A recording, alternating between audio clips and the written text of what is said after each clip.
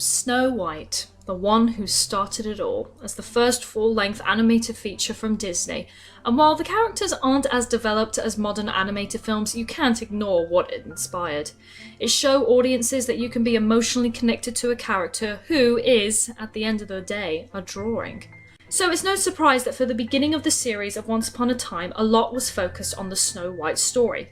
But as you'd imagined, it was very different. So let's start with the fairest one of all, the Princess Snow White, who was born in a kingdom and realm known as the Enchanted Forest to her father, King Leopold, and Queen Eva. Her childhood was as sweet and innocent as one might hope, as her mother teaches her that everyone deserves love, kindness, and respect. However, on her 10th birthday, Snow White's mother falls ill. In a desperate need, the little princess searches for the blue fairy who she believes could help. The instruction is to wish upon a blue star, but she finds the blue fairy anyway in the woods. The only thing that she can offer is a candle, which can save one person's life in exchange for another. Believing this is dark magic, Snow White refuses. She later confesses what happened to her mother, but her mother expresses how proud she is of her, as she has displayed strength and goodness. After the funeral, Snow White joins her father on his travels. During this, she suddenly feels her horse has been spooked and gallops incredibly fast. She is holding on for dear life. She is saved by a woman called Regina, who turns out is hoping for a marriage proposal by King Leopold. He does after learning Regina had saved his daughter, but Snow White isn't too thrilled. Regina catches up to her, as it turns out her mother, named Cora, wanted the proposal, not her. Instead, she is in love with a stable boy named Daniel, and they plan to elope, but Snow White is sworn to secrecy. After she is confronted by Cora, who states that she only wants happiness for her daughter, Snow White is manipulated into telling, looking back on the feelings she felt losing her own mother. A few days later, she sees Regina trying on a wedding dress and tells her that she did tell Cora the truth. Regina tells her that it didn't matter, as Daniel had run away and left her, and so she is glad to be marrying the king. However, of course, Snow White is oblivious to Regina's true feelings towards her. Over the years, Snow White learns how to become a great ruler and improves her riding skills as well as learning archery. Now grown up, Snow White still has her strong connection with her father and is introduced to his new friend, a genie from Agrabah. Her father tells him that his daughter is the fairest one of all from her goodness and many achievements. One morning, the king is discovered dead in his bedchambers, but strangely, the guards find a viper whose usual habitat is Agrabah.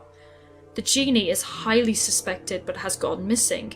Now mourning the loss of her father, Snow White only has the parent figure of her stepmother, Regina, but she has grown suspicious of the new queen.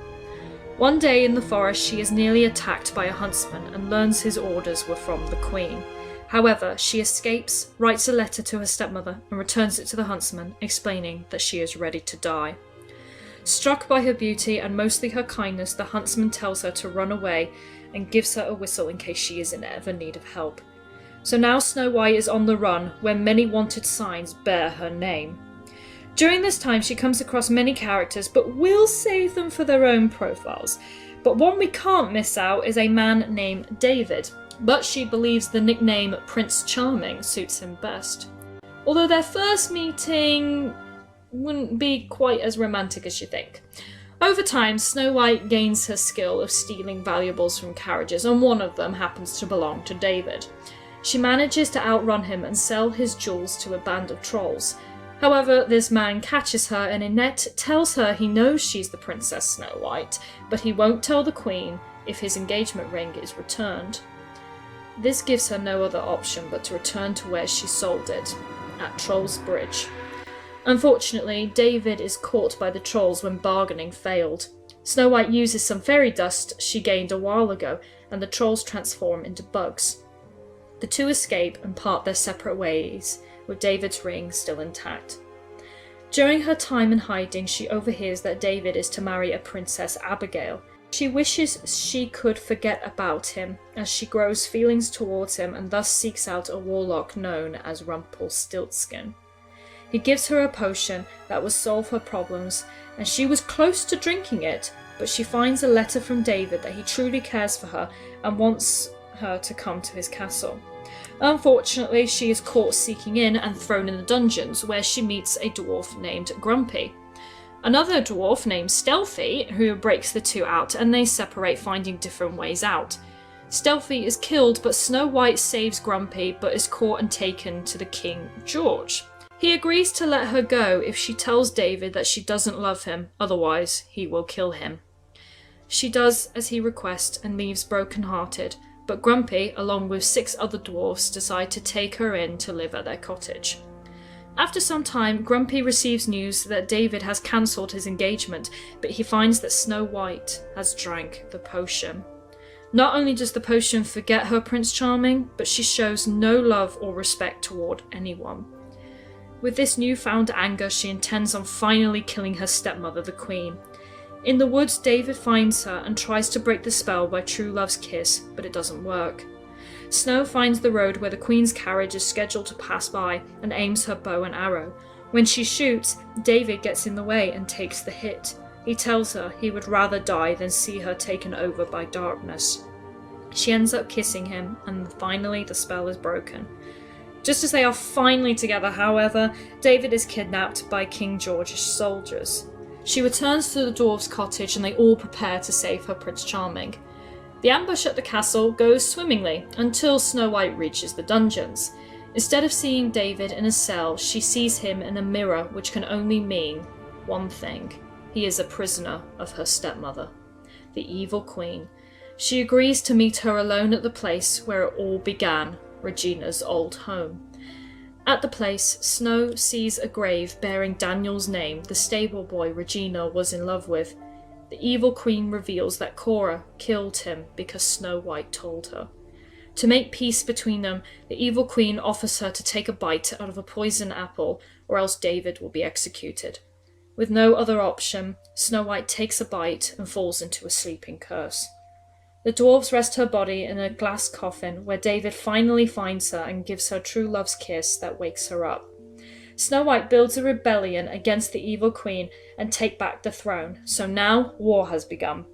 Eventually, King George's army is defeated and the evil Queen is captured and sentenced to death.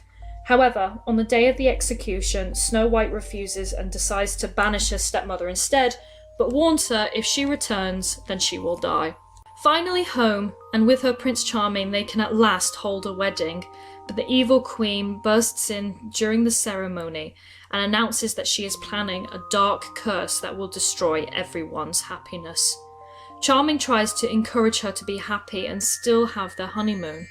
Snow White decides to go to her old summer palace. However, she wants to go there because she hears of a creature known as Medusa, who can turn someone to stone when making eye contact. David catches her, trying to cut off her head, and he ends up turning to stone. Snow White tries using a reflective shield to make Medusa look at herself, to where she is destroyed and David returns to normal. She expresses how she hates trying to constantly fight with her stepmother, and she decides she wants to continue her life and try for a baby. They are both worried about whether their child will be good or bad, so they find a unicorn to touch its horn to see the future. Both have very polar opposite visions. Completely stuck on what to do, they seek out a sorcerer's apprentice, especially since they're aware Maleficent has laid an egg. He tells her the only way to remove any darkness from their unborn child is for another to take it all, therefore being fully consumed by darkness. Snow and Charming seriously consider Maleficent's baby, as she is the mistress of all evil. After escaping the dragon with the egg and promises to return it, the apprentice, however, informs them that too much darkness would bring danger to the kingdom, so it must travel to another realm. Snow tries to save the baby, but it's too late.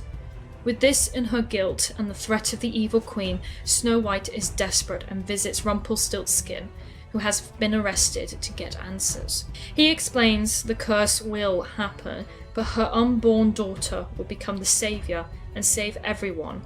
With this in mind, Snow explains to a war council, including Charming, the Seven Dwarfs, Red Riding Hood, Granny, Pinocchio, Geppetto, Jiminy Cricket, and the Blue Fairy. They are aware that the dark curse will remove everyone's memory and they'll forget who they are. The Blue Fairy suggests for Geppetto to carve a wardrobe made from an enchanted tree that can transport someone to this new world, in this case, Snow White's daughter. The curse is on its way and Snow White gives birth. Charming takes the baby to the wardrobe, but gets wounded when he hides her. Snow stays close to her husband with one last look at the evil queen, her stepmother, before the curse finally engulfs them. She has certainly grown through a lot, this princess, but has always tried to do the best thing possible. There are of course times she's failed, but she's always tried to find the goodness in people, even if it means discovering it too late. We know she'll still be full of goodness and kindness in our new world, but will she find the strength to become a true leader again?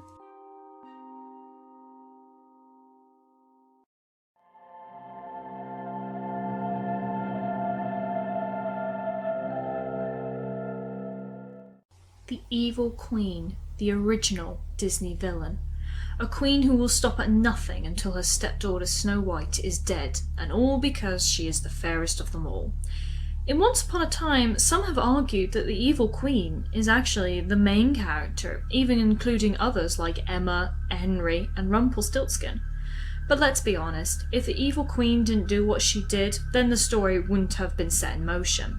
So it all began when she was born to Prince Henry and Cora, who had magical abilities. Her powers are what made the kingdom rich. They named their daughter Regina, but growing up her mother didn't spend much time with her, so she forms a stronger bond with her father. When she grows up, she starts to love horse riding and comes across a stable boy named Daniel. The two fall in love but keep it a secret from her mother. This is because her mother aims to have her marry King Leopold someday. However, Regina keeps seeing Daniel until one day she sees a little girl screaming riding a runaway horse. Regina manages to save her, and it turns out she was King Leopold's daughter, Snow White. Leopold is so grateful that he finally proposes to her, where Cora accepts immediately before Regina can answer. It's not just Regina who's disappointed in this engagement, but also Snow White. The two end up having a private conversation where Regina confesses that she doesn't want to marry Snow White's father, as she is in love with Daniel. She makes Snow White promise to keep this a secret, as she plans to run away someday with Daniel. However, Cora senses something is off, and tries to manipulate Snow White into telling her, which she ends up doing. Cora then stops the two lovers, and Regina begs her mother to let him go. She doesn't care about being queen, as Daniel makes her happy. Feeling that there is no other option, Cora takes Daniel's heart and crushes it. Regina, heartbroken, is forced to carry on with her marriage to King Leopold. One day, as she's been fitted into her wedding dress, she is visited by Snow White. She tells Regina that she did tell Cora the truth about Daniel, only because she was told Cora would understand, and that she didn't want Regina to lose her mother. Regina ends up lying, saying that she is happy to marry Snow White's father as Daniel ran away from her. Regina finally realises that her mother had spooked Snow White's horse, hoping that her father would notice her. Her emotions turn to anger as she wishes that she had just let Snow White die that day. Trying desperately to get out of her marriage, Regina finds her mother's spellbook, which summons Rumpelstilskin. He offers her a magic mirror so that Regina can send her mother to another world. However, Cora knows what the plan is and so freezes her daughter before she gets trapped. Regina breaks through anger and pushes her mother through the mirror. She returns the spellbook to Rumpelstilskin, who asks her how it felt to use magic. She confesses that she loved it, but doesn't want to end up like her mother. But Rumpel still offers giving her lessons. Regina is now married and becomes queen, still heartbroken by the loss of Daniel. She goes to his grave and uses magic to keep his body in perfect condition, which makes her finally take lessons with Rumpelstiltskin. It takes time for her magic to grow, but insists on never using it to harm anyone.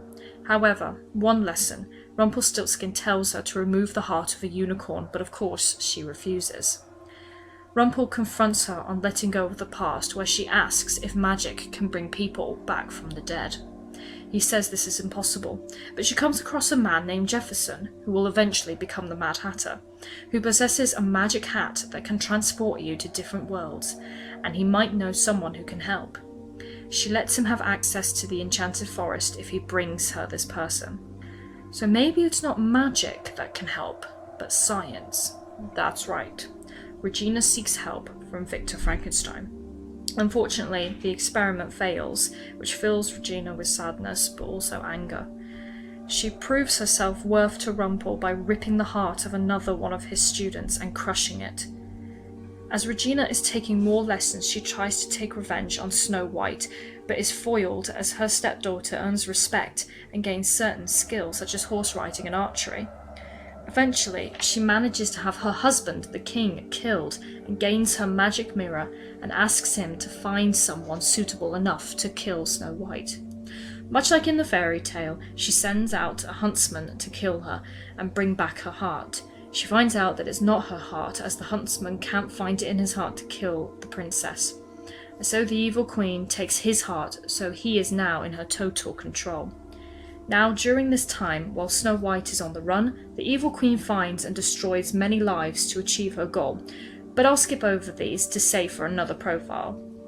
She manages to get 2 kids named Hansel and Gretel to steal from a blind witch which happens to possess a poison apple.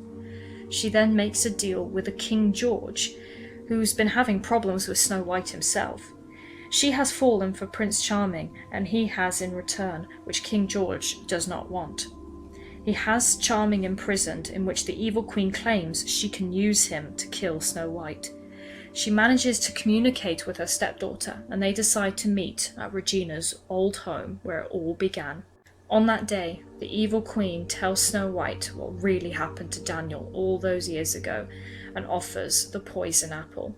She also tells Snow that she has her Prince Charming, and if she wants him safe, she will take a bite.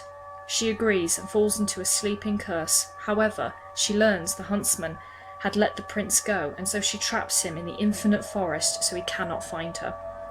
But it didn't work, and she finds out that true love's kiss had woken Snow White from the sleeping curse.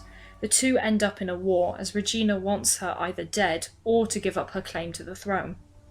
During this time, Rumpelstilskin gives her an idea of a dark curse. This idea increases in her mind that she ambushes Snow White and Prince Charming's wedding to announce this plan. She goes to Maleficent to find out about the curse, which ends up in a magical duel. The evil queen wins, trapping Maleficent in a chandelier and taking the scroll explaining the curse. However, she finds an imprisoned Rumpelstiltskin and finds out that to fulfill the curse, she must use the heart of the thing she loved most. Before she leaves, he tells her that there will be a saviour who will break the curse, the soon-to-be daughter of Snow White and Prince Charming. The evil queen knows the only person she loves who is still alive is her father, and takes his heart out. She casts the curse, and as it's travelling through the enchanted forest, she goes to Snow White's castle, where she finds her stepdaughter holding a wounded Prince Charming in her arms. She is told that Snow's daughter has escaped into another world, but the queen believes that this curse will give her a happy ending, bringing misery to those she hates. But will it bring a better life, or is there more to it? Is Regina still somewhere deep inside the evil queen? It might take more than a curse to gain a happy ever after.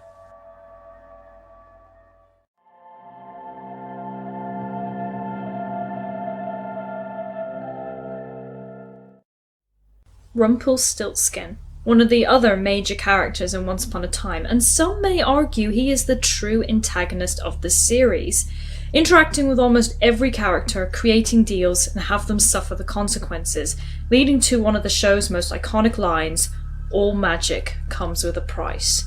This is one of the harder profiles to talk about, not only because of how long Rumpelstiltskin's been around and how many characters he's dealt with, but also because he is mostly based on 3 characters.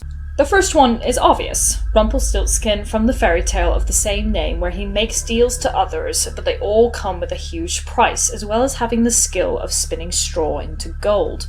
The most we've seen of this character is the main villain from Shrek 4. The second is the crocodile from Peter Pan in his relation with Captain Hook, as well as his scaly skin. The third is the beast from Beauty and the Beast. Again, because his storyline would be so long, we're only going to be focusing on main events that specifically happened to him and how he became these three characters.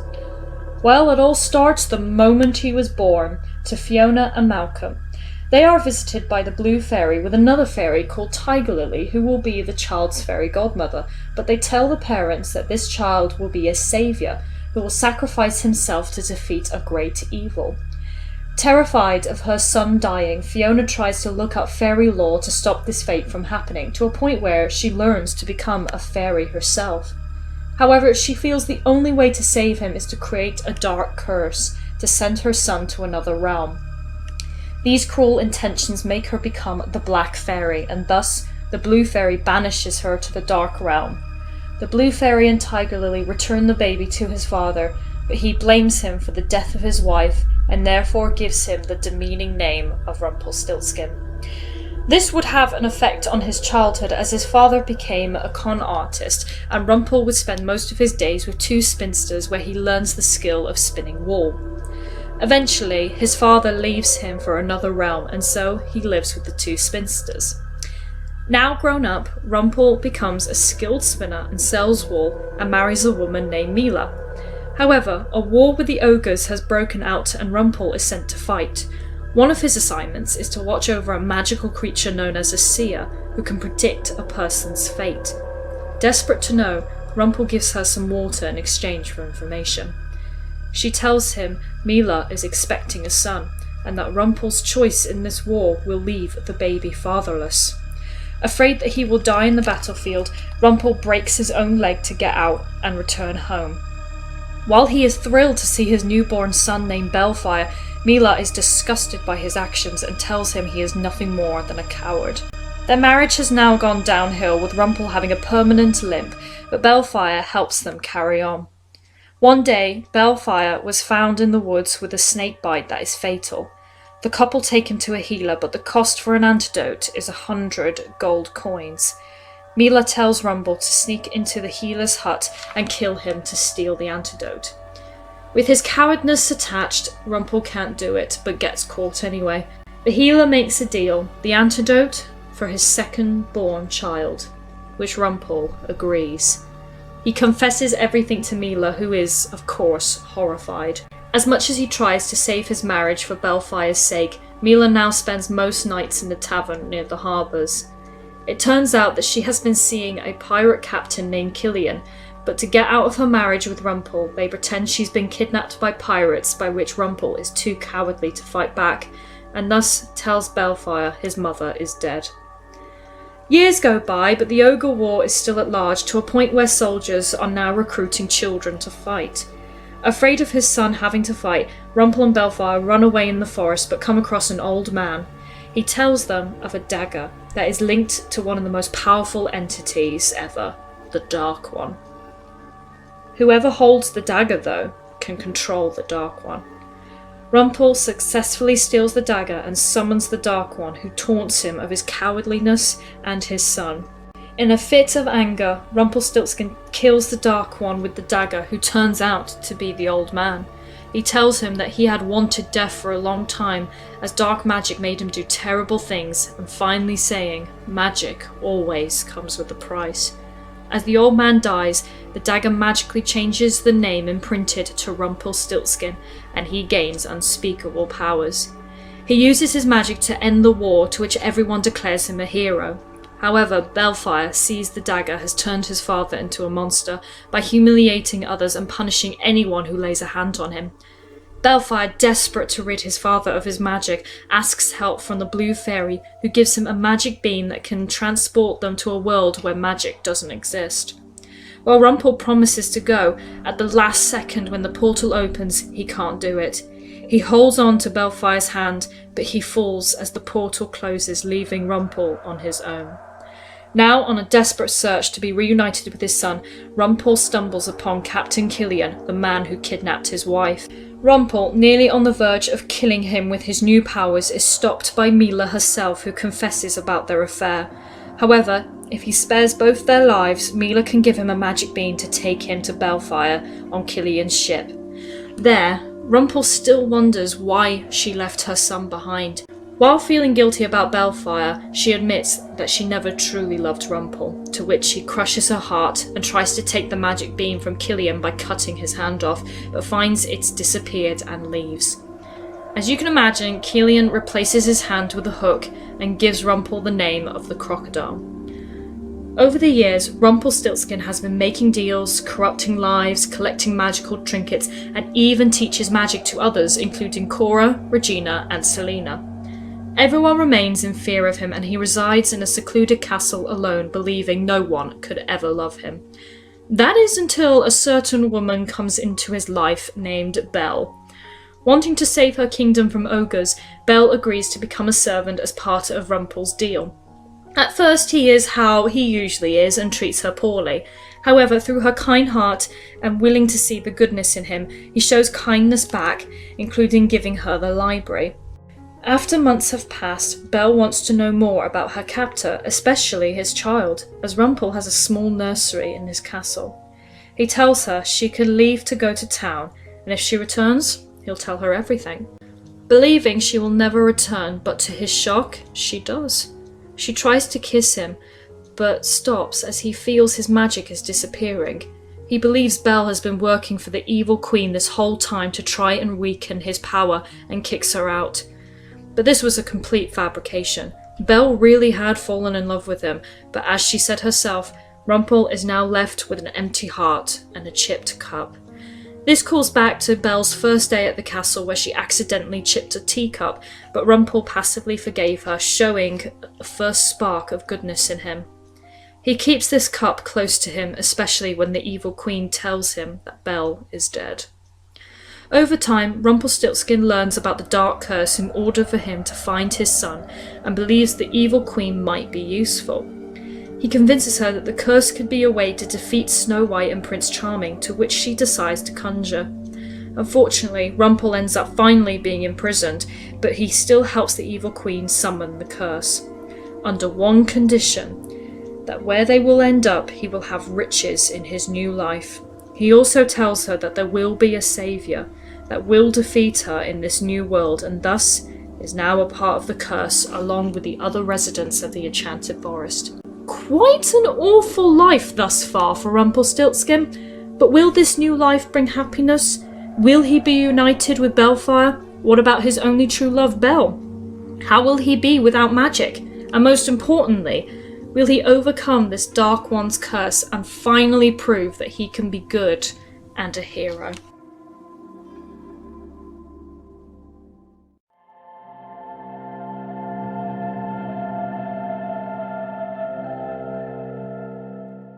Captain Hook, the notorious pirate captain of the Jolly Roger, with his hand cut off by Peter Pan, and now a crocodile after the rest of him. Mostly known for being the villain of Neverland, but Once Upon a Time not only changes this, but makes this Hook one of the major characters of the series. Of course, he starts his life out at sea with his father and brother named Liam. However, their father left them on one ship and sold them for servitude in order to escape, as he turned out to be a wanted criminal.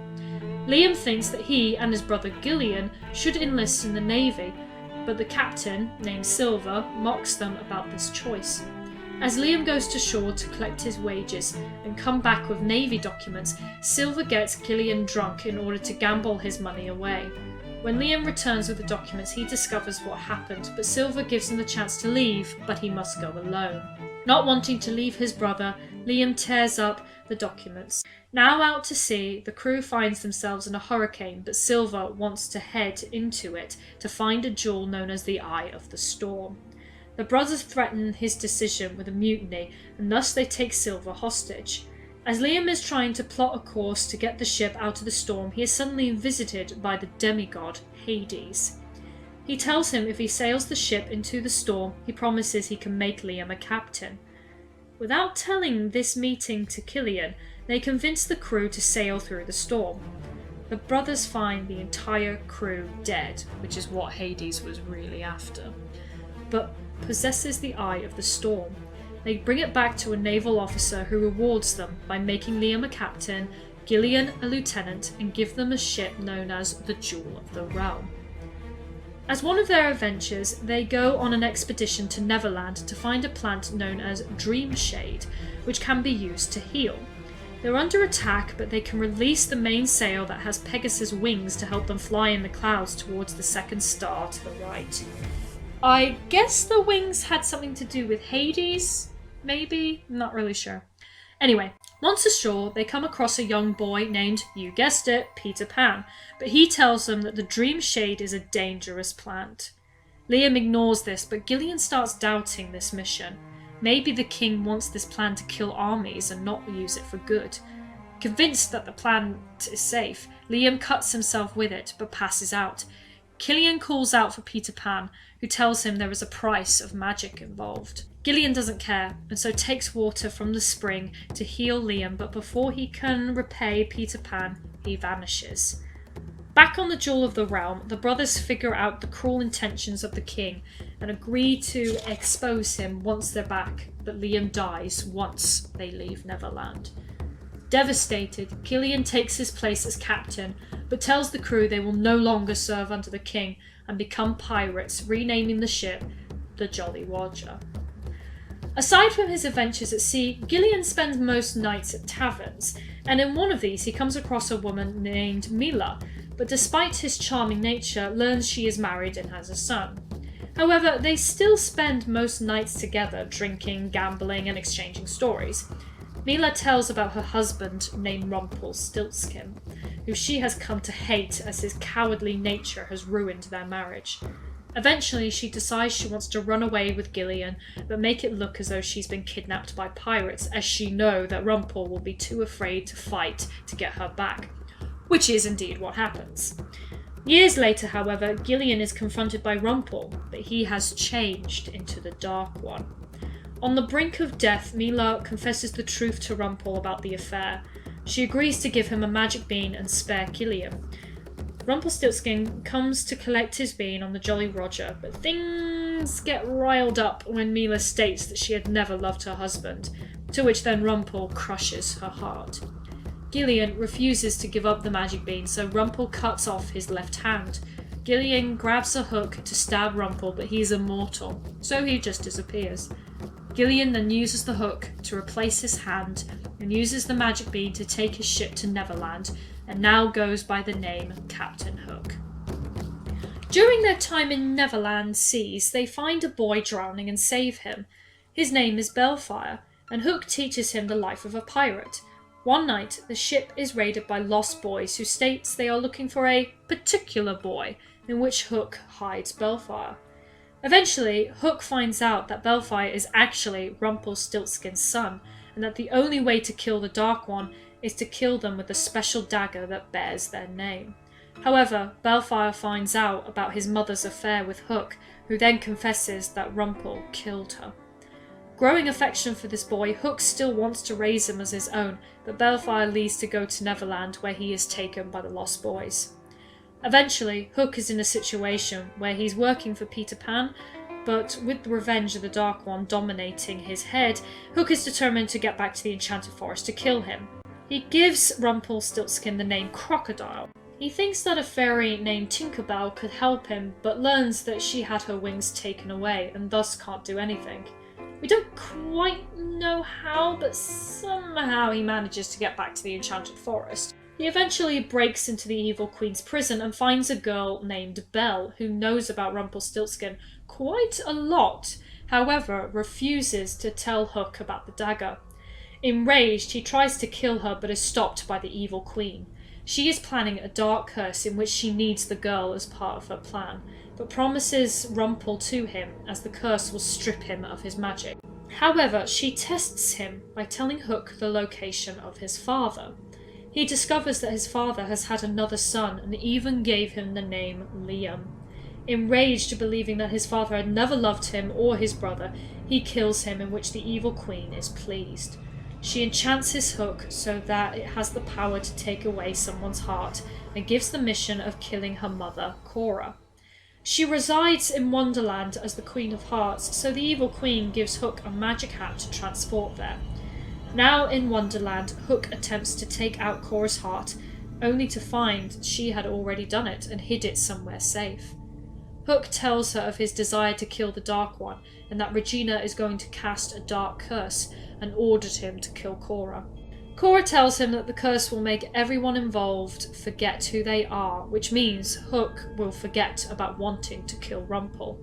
Filled with anger, Hook decides to help Cora instead, and so she takes him to an island, casts a powerful protection spell that prevents them being taken by the dark curse, as well as any other residents that sort of lived in that area. Filled with revenge and grief, will killing the Dark One really make Gillian happy? Will he be able to get past the loss of his brother and Mila? Just might be Storybrooke, where Captain Hook could find the family and love he desperately needs.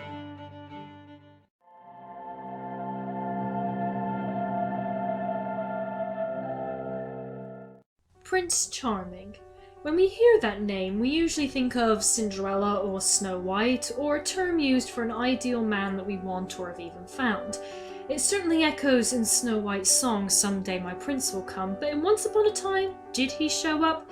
Well, if you've seen Snow White's profile, then you already know the answer, but what about his side of the story?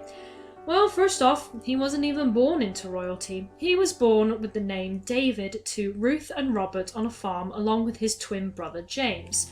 Unfortunately, they both fall sick, but the parents can't afford proper medication. So they ask for help from Rumpelstilskin, but of course there's always a deal with him.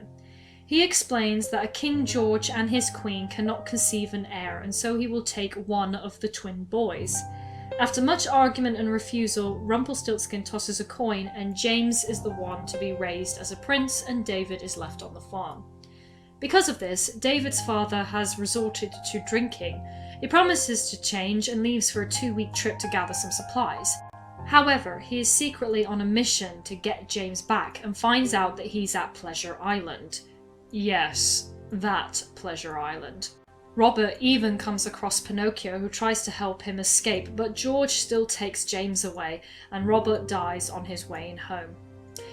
Years go by. After the news of his father's death, David becomes the man of the house and takes care of the farm, but they are being threatened by Bo Peep, demanding money. One day, a woman travelling comes across their situation and tries to help out. We, the audience, know that this is actually Anna from Arendelle, but she calls herself Joan to hide her identity. She witnesses Bo Peep demanding payment or she'll take the farm, and thus Anna teaches David how to sword fight. He finally stands up to Bo and decides that from that day on, he means to make most of his life and not dwell so much on the past. To emphasize this, he gives Anna his father's horse to slowly let go of his grief. Trying to find ways to improve him and his mother's life, he takes a journey with his dog Walby. He comes across a merchant who manages to drug David to use his dog for tracking. When he wakes up, he finds Walby and he leads him to a cart where a woman is kept prisoner. The merchant sneaks up behind him, but David manages to stab him. Him and the woman inside the cart end up having a conversation, despite not actually seeing each other. He tells her he might need to sell his farm, in which the woman offers money to thank him for saving her. He hands her the key to escape, and she hands him a bag of money. Not knowing this, the woman inside is Snow White, and their first touch of hands creates a first spark of true love. Time goes by, and James grows up to be quite reckless that he ends up getting killed, leaving King George wanting David to take his place. Rumpelstiltskin tells this news to David, and that he must slay a dragon for King Midas, and in return he will give riches to his mother. David agrees and successfully kills the dragon under his brother's name, and King Midas offers his daughter Abigail's hand in marriage. George threatens David to agree, otherwise his mother will be put in danger, and so he has no option. He returns home to say goodbye to his mother, where she hands him her wedding ring. David and Abigail one day take a carriage ride, which is ambushed by Snow White, and she steals a bag of jewellery, including David's mother's ring. He tries to trap her, which he does, and convinces her to give back the ring, otherwise he would turn her into the evil queen who is hunting her down. They succeed getting the ring back from some trolls, and the two secretly admit that there's a spark between them, but say goodbye. He realises that he has fallen for Snow White and confesses to King George, but he still threatens him that he will burn his old home if he doesn't marry Abigail. So David writes a letter to Snow White asking her to see him. He aims to run away with her, but she tells him that she doesn't love him, leaving him heartbroken. David, still refusing to marry someone he doesn't love, runs away but is caught by Abigail herself. She confesses that she doesn't want this marriage to happen either and shows him a golden statue of a man. Her father, King Midas, had a curse turning things to gold, including her true love. She believes there's a lake Nostos that can restore something lost, but also believes it is too dangerous. David, learning about his fiancée's misery, decides to venture to this lake to restore her partner. Abigail was right about the danger, as a siren guards the lake and shapeshifts into the thing a person wants most, and in David's case, Snow White. He keeps telling himself it's nothing but an illusion, but the siren tries to drown him. He manages to kill her and bring the water to Abigail, which brings her partner back to life. Finally reunited, they encourage David to find Snow White. He finds Red Riding Hood, who knows Snow, and tells him that she was aiming to see him to run away with like he planned. He figures that George had something to do with her repelling him. He finally does find Snow White and realizes she used a memory potion to forget him. Not only that, but she isn't herself and aims to kill the evil queen. He tries True Love's kiss, but it doesn't work and Snow runs off. When she fires an arrow to kill the queen, David takes the hit for himself. He tells her that he would rather die than see her go down the path of her stepmother. She is amazed he would sacrifice himself for her, that she kisses him and the potion wears off. However, George's guards capture him and is sentenced to death by his adopted father. On the day of the execution, it's interrupted by the evil queen. She agrees to keep him prisoner, and she'll give George the gold he wanted from King Midas, hence the arranged marriage. In the cell, David is visited by the evil queen, who tells him she wanted him to get to Snow White, in which she shows him a poisoned apple that will make Snow White fall into a sleeping curse. Left alone, the huntsman helps him escape the castle, but the queen finds out and traps him in an infinite forest. Struggling to get out, David is confronted by Rumpelstilskin, who says he can enchant his ring to help find Snow White, but after he does something for him. He gives him a vial of true love and asks him to hide it in a body of a beast. David finds a castle in which belongs to Maleficent, who turns into a dragon. He manages to stick the vial in a flap behind her ear and claims his end of the deal, the enchanted ring. With it, he finds Snow White in a glass coffin and gives her true love's kiss that wakes her up, and he proposes to her. She agrees, and they both decide to defeat the evil queen and take back Snow White's throne, and thus war has begun. But it's not just the evil queen they have to worry about, it's also King George. David and Snow try to hide at his old home with his mother, but Ruth gets shot with a poisoned arrow. He believes going back to Lake Nostos could cure her, but because he had killed the siren, the lake has dried up, and thus he has no choice but to say goodbye to his mother. He shows Snow White his mother's necklace that can predict the gender of a person's future baby. In their case, it's going to be a girl. Now, from here after, I've pretty much gone over it in my Snow White profile, so if you want to know more, then there's that video. I wanted to specifically look at David's side of the story and how he became Prince Charming. There's a quote he and Snow White always says, that no matter what, they will always find each other. Would they be able to do that in Storybrooke? When they forget who they are? Well, as Snow White says herself, someday my prince will come.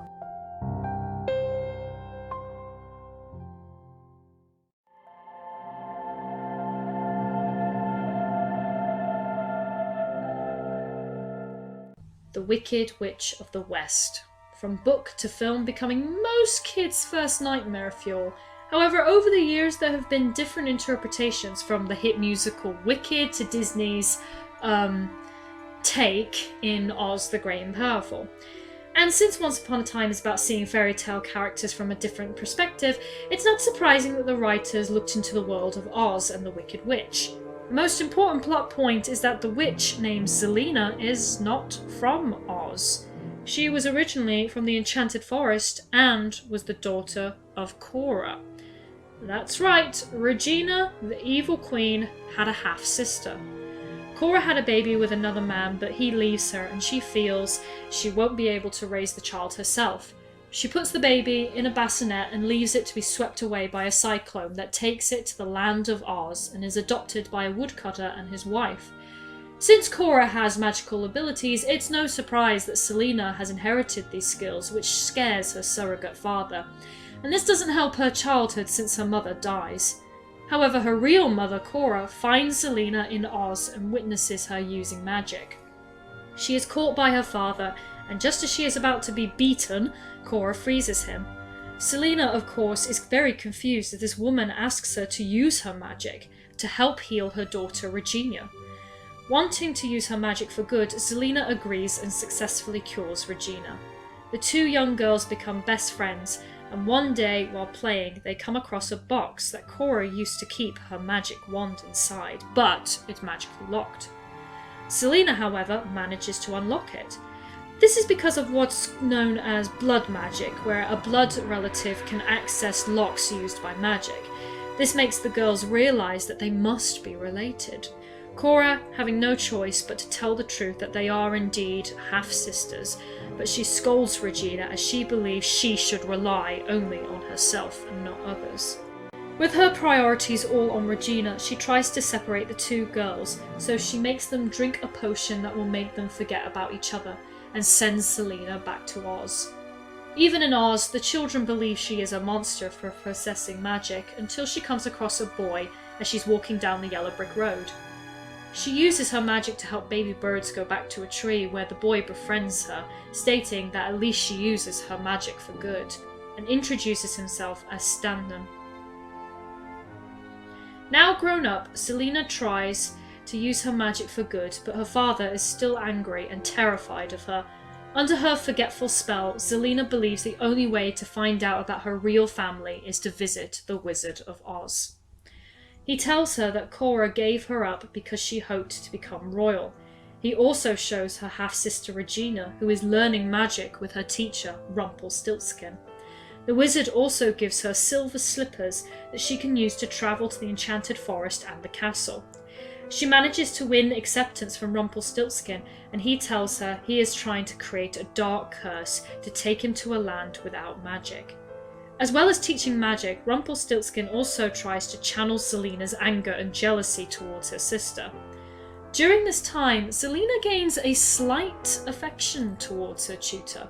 However, one day, Rumpelstilskin tells her he is leaving to teach Regina instead. Filled with utter anger and jealousy, Selina's skin slowly turns green. He tells her that to conjure a dark curse, you must kill the thing you love most, and in Selina's case, it's Rumpel, and he is not sacrificing himself for it, that's for sure. Selina returns to the Wizard of Oz and wishes him to turn back time to change her past, but he says it's impossible. This is the part where Selina discovers that the wizard is a fraud, and in anger transforms him into a flying monkey, and she resides in this palace in the Emerald City.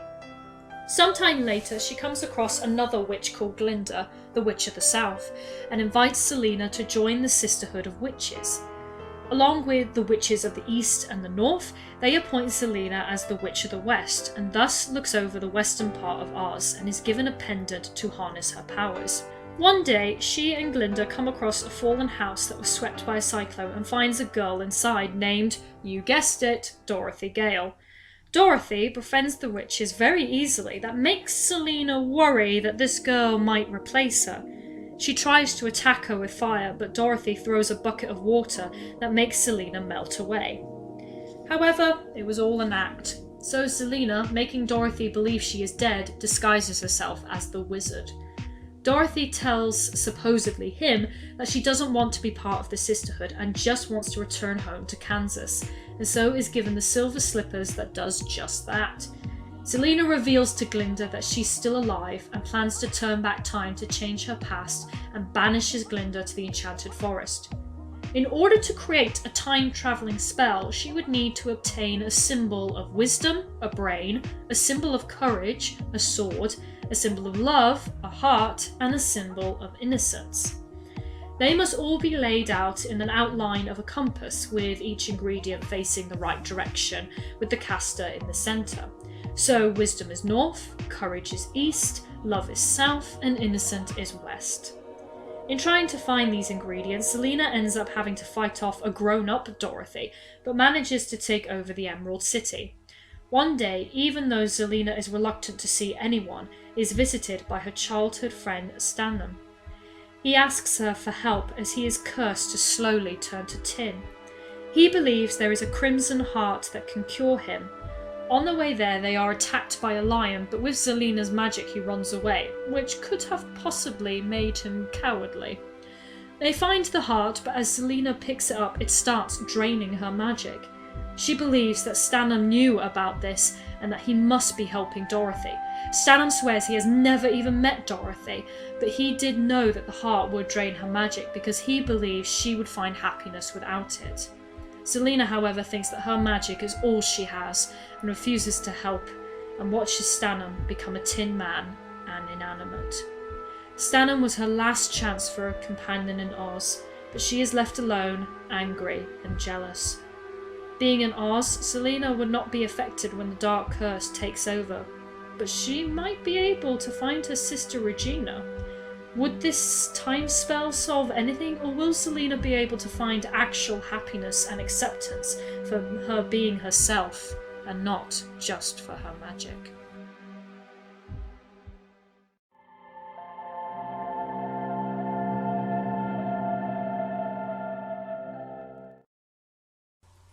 Belle, one of my favourite Disney characters ever.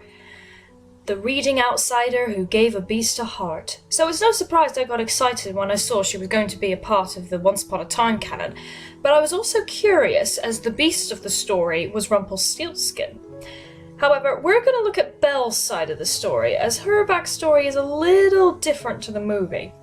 Well, first off, she's already a princess in a castle with her father the king. However, she is still a lover of books, as her mother was, and was taught how to translate fairy language. Unfortunately, their kingdom is at war with ogres, which resulted in the mother's death. Belle couldn't remember being so traumatized by the event that she runs away to Arendelle to seek answers, but sadly returns home empty-handed. However, from her little adventure and her father finally telling her that her mother sacrificed herself to save her, Belle is inspired to be a hero and to experience the world. Although there is a bump in the road, and you've probably guessed it, Gaston. Although in this version, her father arranges a marriage between them to gain a military alliance against the ogres. At first, Belle starts to like Gaston, but that quickly changes when she sees him torturing a young ogre, realizing he is the true beast despite his handsome looks.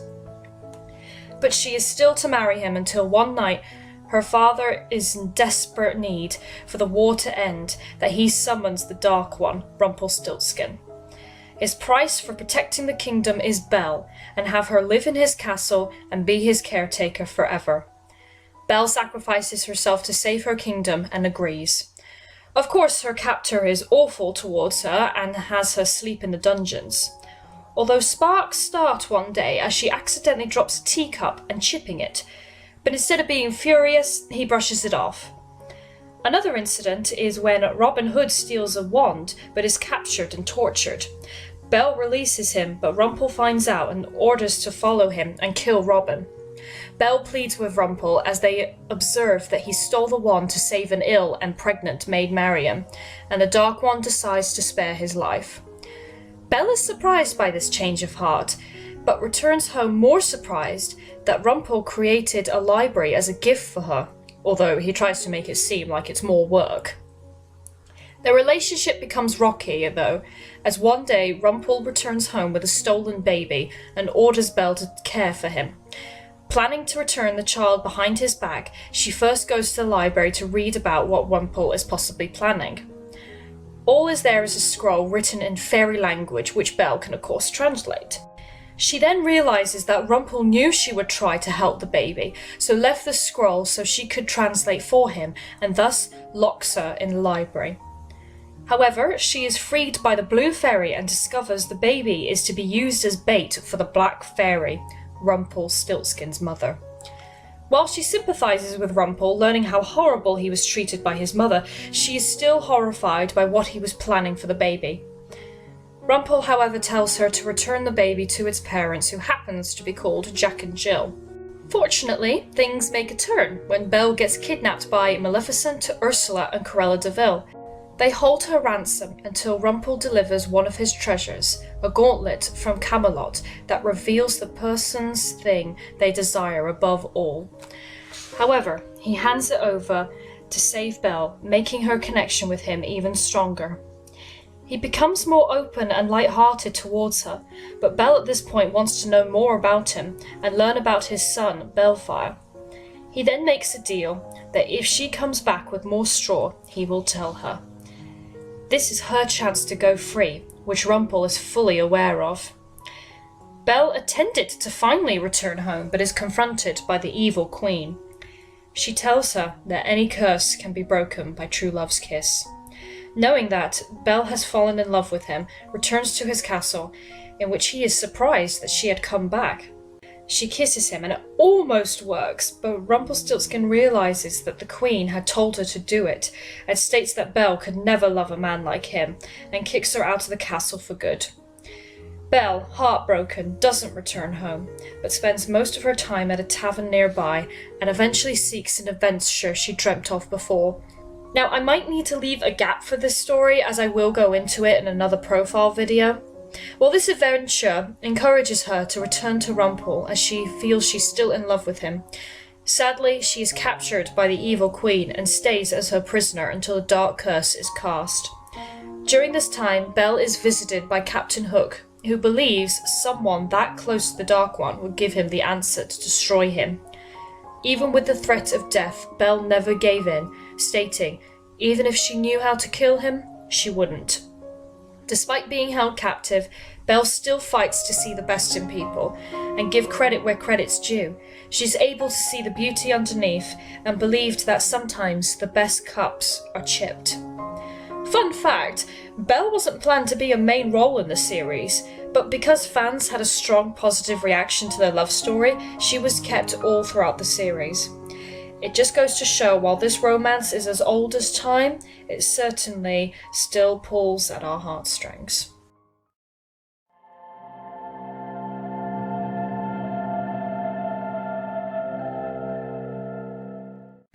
A conscience is that still small voice that people won't listen to.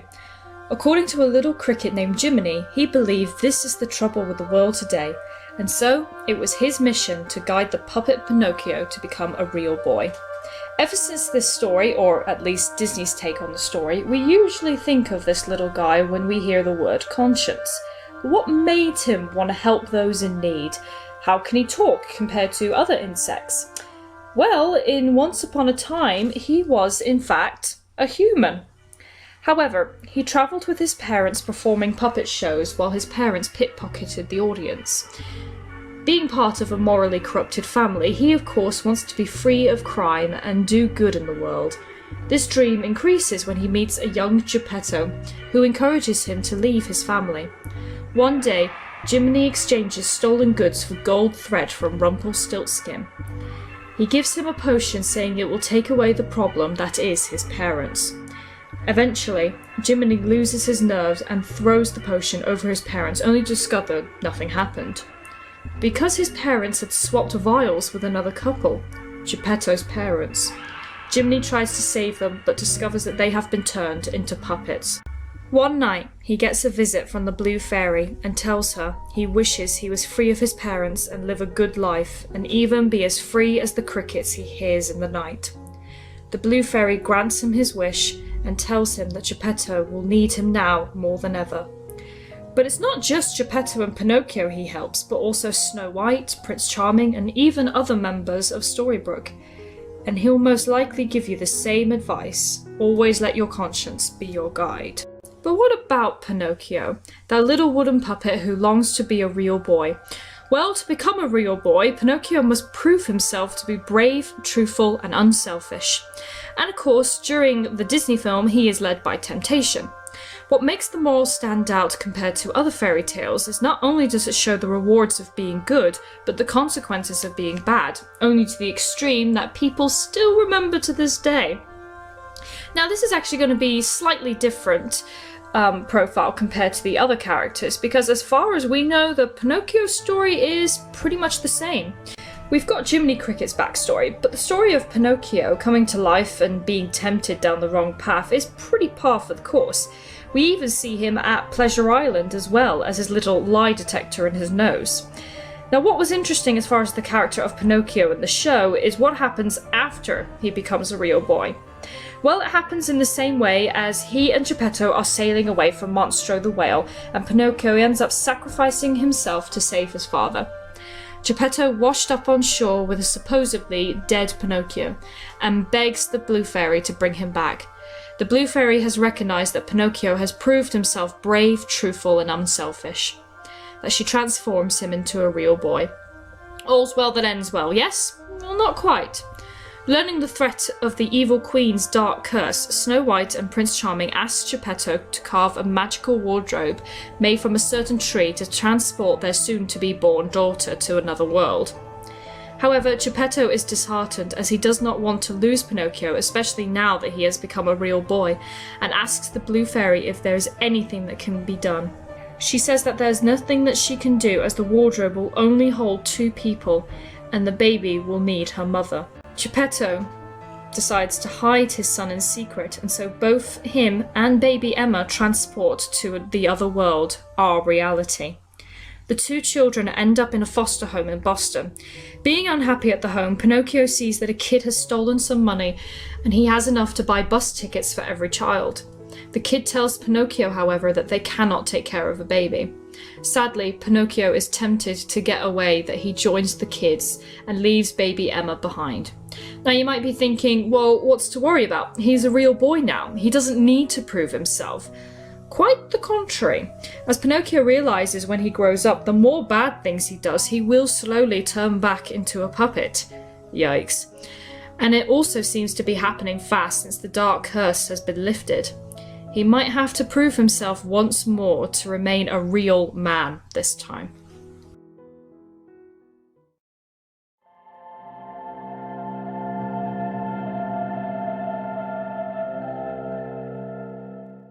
Many have heard of the Grimm's fairy tale of a little girl in a red hood and a wolf in the woods, but there haven't been much films about her.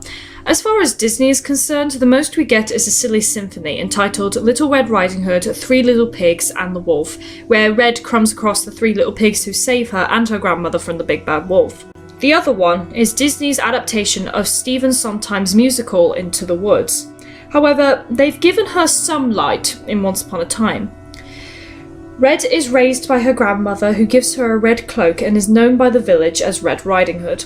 Unfortunately, her village is in terror, as every full moon a wolf attacks. This doesn't help Red, as she has fallen for a blacksmith's son named Peter, but the 2 dream of running away together someday. With this dream in mind, she volunteers to join a hunting party to finally kill the wolf. Her granny, however, refuses and locks her in the house for safety. She constantly insists Red to wear her cloak as the colour drives off wolves. Red one day comes across Snow White on the run, but identifies her as Mary, and Red offers her shelter. The mayor of the town urges more and more volunteers, but Granny explains this would put people in more peril. Red, not being able to wait any longer to run away with Peter, decides to hunt and kill the wolf herself, and Snow White follows. They discover the wolf's footprints slowly become human footprints in the snow, and they lead towards Red and Granny's house. They come to the conclusion that Peter might be the wolf, so Red arranges to meet him at night in the woods, while Snow White will pretend to be her in bed to fool Granny. Even though he doesn't remember anything, Peter believes Red that he is the wolf, and so Red chains him up. She wakes up the next morning, finding Peter attacked and dead, covered in blood. She realises that she is the wolf. Her grandmother had traded from a wizard the red cloak to prevent her from changing every full moon, and she begs Red for her and Snow to leave the town. While on the run, they try to avoid the evil queen's guards, where Snow White reveals who she really is. They part ways as Red doesn't want Snow to be in any more danger. Unfortunately, as Red is left alone, a thief steals her cloak. However, the thief tells her that he is a wolf too, and guides her to a hidden den full of people just like her, including her own mother. During this time, her mother teaches her how to control herself when she transforms. Eventually, Snow White stumbles upon the den, but Red protects her until the evil queen's guards burst in to arrest her. Red's mother blames Snow White for the death of a fellow wolf and tries to attack, but Red defends her still, and the both fight in their wolf form. Her mother accidentally gets killed, but tells her she is disappointed in her as she chose a human over her own pact. Red believes that she is not a killer, and Snow White comforts her, saying that she will support her whether she is human or a wolf.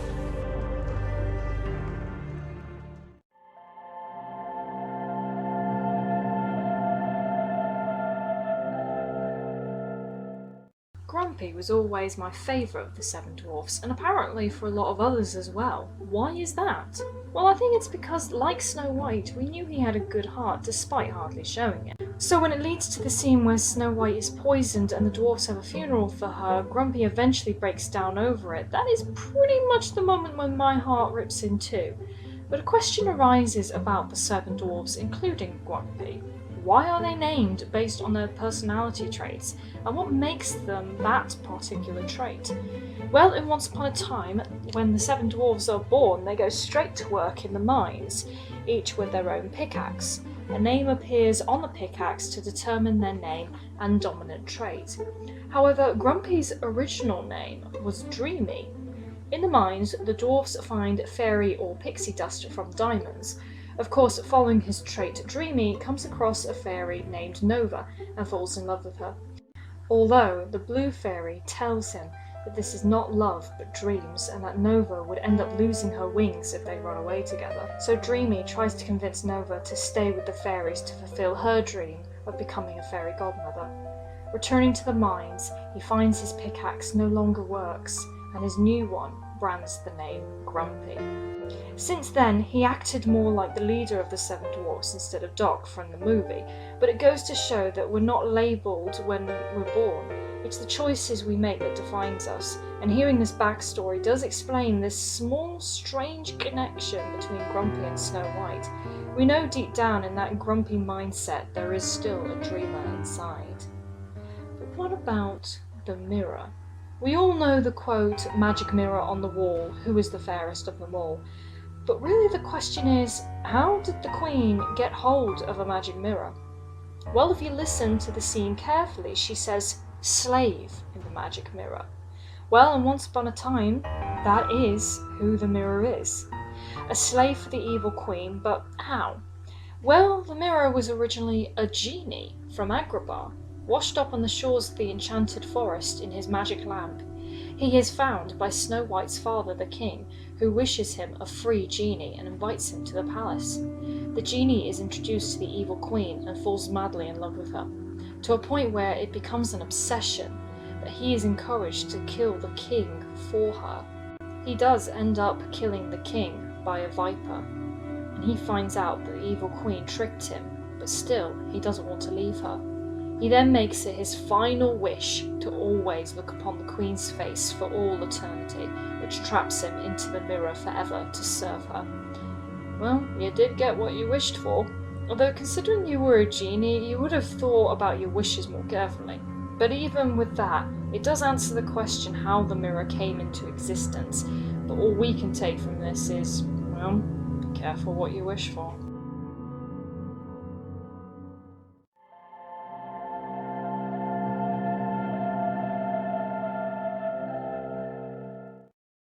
This is actually a weird one to talk about because in Once Upon a Time there are two Cinderellas, one between season 1 and 6 and the other being a main player in season 7.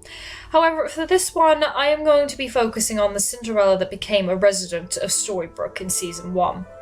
As always, Cinderella is a servant in her own house for her stepmother, Lady Tremaine, and her stepsisters, who in this version are called Clorinda and Tisbe. The Cinderella in season 6, they're called Anastasia and Drusilla. Cinderella still constantly dreams of happiness, which is enlightened by the sight of fireworks coming from the palace. Instead of all the mice she befriends from the movie, we only have Gus, but still loves getting his hands on any cheese he finds. As par for the course, the household gets an invitation to a royal ball to find a suitable wife for the prince. Cinderella tries to ask if she could go, but of course, her stepmother refuses. They tell her that she has nothing to wear, in which Cinderella brings out her mother's pink dress. Unfortunately, her stepmother snatches the dress from her, gives it to Clorinda, and she throws it in the furnace. Crying over the destroyed dress, Cinderella is comforted by Gus as she discovers a key in one of the pockets. She remembers that her mother said the key had magical powers. When you turn the key in any door, it becomes a portal to the land of untold stories. Believing that magic is nonsense, she puts it away in a box. It is now the night of the ball, and Cinderella is left doing her chores in the courtyard until, who of course shows up? Her fairy godmother. But before she can properly introduce herself, she gets killed by Rumpelstilskin. He makes a deal with Cinderella that he can change her life forever. In exchange, he will take something precious of hers in the future. Desperate to free Cinderella, signs the contract, and Rumpel turns her rags into a beautiful gown with glass slippers to attend the ball. She is escorted by Gus, who has been transformed into a footman. However, she spends most of the time trying to avoid her stepfamily. She ends up running into Snow White, and she convinces her to talk with the prince. She does, of course, dance with him, but doesn't reveal her name, and so she refers to her as the girl with the glass slippers. As they take a breather from dancing, Cinderella is confronted by her stepmother, who recognizes her immediately, and tells her that the prince is just toying with her. This isn't helped when she sees the prince offering a rose to her stepsister Clorinda. Heartbroken, Cinderella runs away from the ball, leaving her glass slipper behind. Back home, with everything back to how it was before, Gus reminds her of her mother's key, and so she tries it out on her wardrobe, in which it works. Cinderella believes this could be her way of starting a new life, forgetting about her stepfamily and the prince, but before she walks through, Clorinda pulls her back.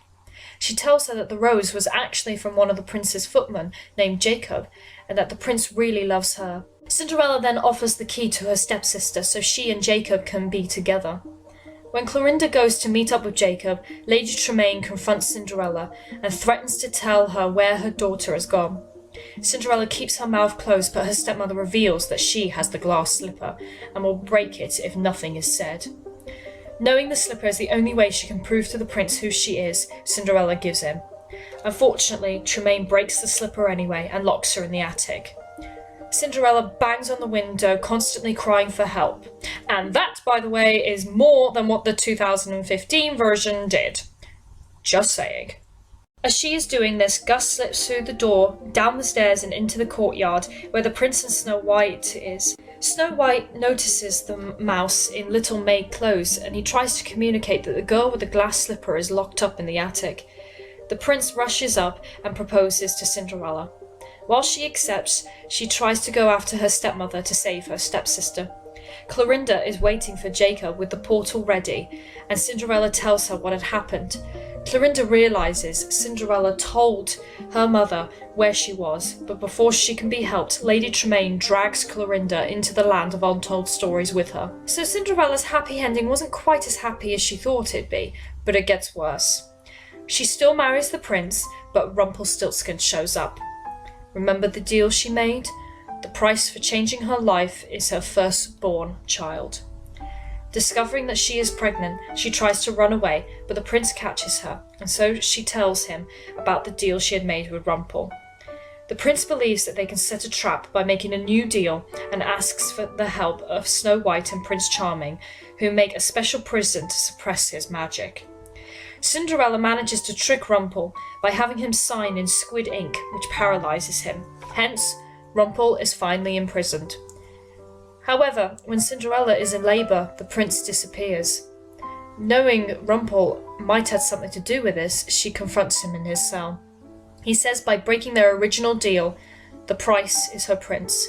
So now, instead of the prince in search for the girl in the glass slippers, it is now Cinderella to find her Prince Charming.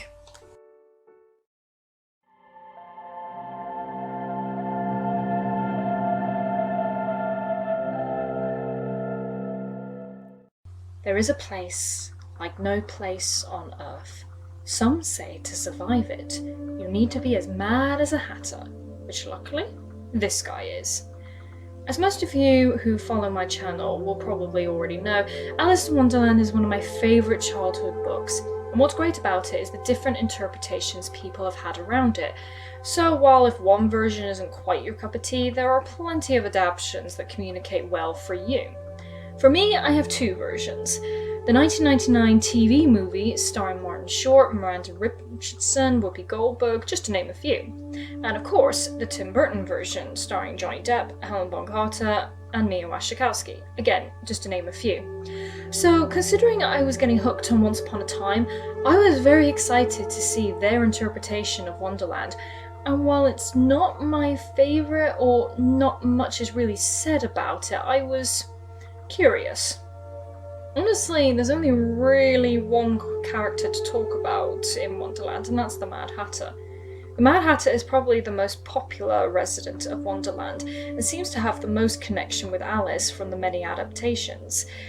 But in Once Upon a Time, while it's not clear if he'd ever come across Alice, we know for sure that he originally did not come from Wonderland, but the Enchanted Forest, and that he also had a daughter. And no, her name is not Alice. Her name is actually Grace, but she does love having make-believe tea parties with her toys, and one day she sees a toy white rabbit, but unfortunately her father can't afford it. He does, however, sew a rabbit for her. The Hatter, known as Jefferson, earns money by finding mushrooms in the forest and selling them to the market, but doesn't really earn him much. However, the evil queen has work for him, and it's clear he's worked for her before, but it cost him his wife and fears for his daughter's safety. However, after not being able to provide luxuries for Grace, this convinces him to take the job. So why does the evil queen need him? Well, it turns out that Jefferson possesses a magic hat that can transport you to different realms. All you need to do is spin the hat, and it will take you to a hallway of doors. Sound familiar? However, the rules are that the number of people who go into a door must be the same number as those who come out. Remember that. So which realm do they enter? Why, Wonderland, of course. Jefferson and the evil queen enter the maze as part of the Queen of Hearts domain, where the hedges eat whatever comes too close. The evil queen wants a box placed in the center of the maze and uses her magic to get it, but the guards suddenly appear. The two hurry back to the door/mirror, but what or who is in that box? The evil queen's father in miniature form, so she uses the caterpillar's mushroom to make him grow. But remember the rules, since two people went through the looking glass, only two people can leave, so of course the evil queen leaves Jefferson stuck in Wonderland to take her father back. Caught by the guards, he is taken to the Queen of Hearts. She decapitates him, but he remains alive. She tells him she will reattach his head if he answers the question of how he and the evil queen got into Wonderland. He informs her about his magic, but that the evil queen has possession of the hat. And so, the Queen of Hearts orders him to make another that is also magic. Desperate to return to his daughter, and knowing the impossible task he has laid before him, he remains stuck in Wonderland, making thousands upon thousands of hats, and it is shown that he has gone quite mad as a hatter. It's a curious take on how the Hatter ended up mad, as well as incorporating the actual Hatter part of the character, but you do wonder, maybe when Alice did find herself in Wonderland, did she remind Jefferson of his daughter, and maybe that explains their close relationship? Well, anything's possible. But now, I'm talking about Wonderland. I think I'm in the mood for some tea now.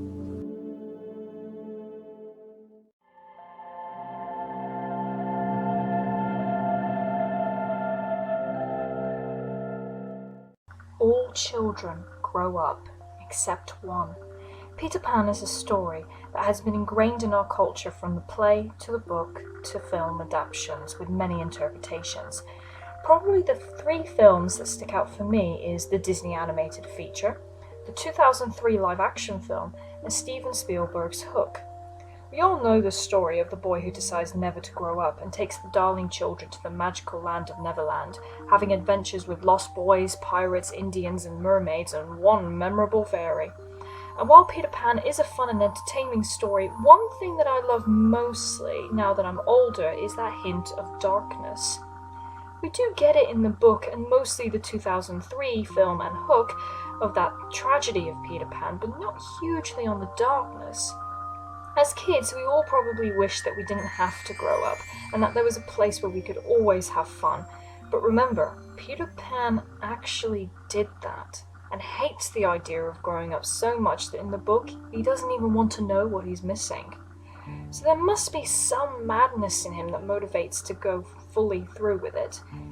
Well, if you thought the original had a bit of underlying darkness, Once Upon a Time goes and takes it full force. Instead of lost boys being sent to Neverland where they're left abandoned, Peter Pan pretty much hypnotizes and kidnaps them, as well as manipulation. His shadow is also used to take any child to Neverland and be his watchman, holds Wendy hostage, the reason why Hook became a pirate, and all of this is for his one goal, to always be a kid and never grow up. So what would motivate him to do such drastic things to stay young? Well, he started out as a married man who had a little baby boy. However, after some complications, his wife had left him with his son, and he would blame this little boy for his broken family and decided to give him a demeaning name which could be defined as Little Rat, Rumpelstilskin. He left his son most of the time with women who spun wool, in which young Rumpel grows his skill for spinning, while his father cons for money or drinks at the tavern. The women give Rumpel a magic bean so the two could have a fresh start, and his father remembers a place called Neverland. His father tells him that they could fly in this land, but knows he needs pixie dust from pixie flowers. As his father climbs a tree to collect some, a shadow taunts him, saying he doesn't belong as he is a grown man. Believing he is a young man, he has the shadow to take his son to turn him into Peter Pan. Rumpel returns to the enchanted forest and is most likely being raised by the women who taught him to spin. As far as Peter Pan is concerned, he is warned by the shadow that Neverland is a place for children, and that he only has a limited time to stay young. From this backstory, we can only assume that Peter Pan will do whatever it takes to stay young, and to always be a little boy, and to have fun, no matter the cost. But what about that little fairy? We all know Tinkerbell, right? She's Peter Pan's right-hand fairy who would do anything for him. She's also known for being a little rebellious and easily jealous, and I think that's why we love her. The image of a little fairy, but has plenty of flaws in her personality. That's what makes her relatable. But she still shows such loyalty and courage, especially for those she loves. However, in Once Upon a Time, Tinkerbell tries to support someone who is not Peter Pan. In fact, would you believe when I say she tries to look out for the evil queen? Well, Regina is at an all-time low. She's stuck in an unloved marriage, growing tired of her magic lessons with Rumpelstiltskin, and has been told she cannot escape the darkness growing inside her. One night, she is so full of rage that she breaks the railings on the balcony, causing her to fall. This is where Tinkerbell comes in and saves her. After learning about Regina's frustration, Tinkerbell believes that she deserves a second chance, but this does not sit well with the Blue Fairy.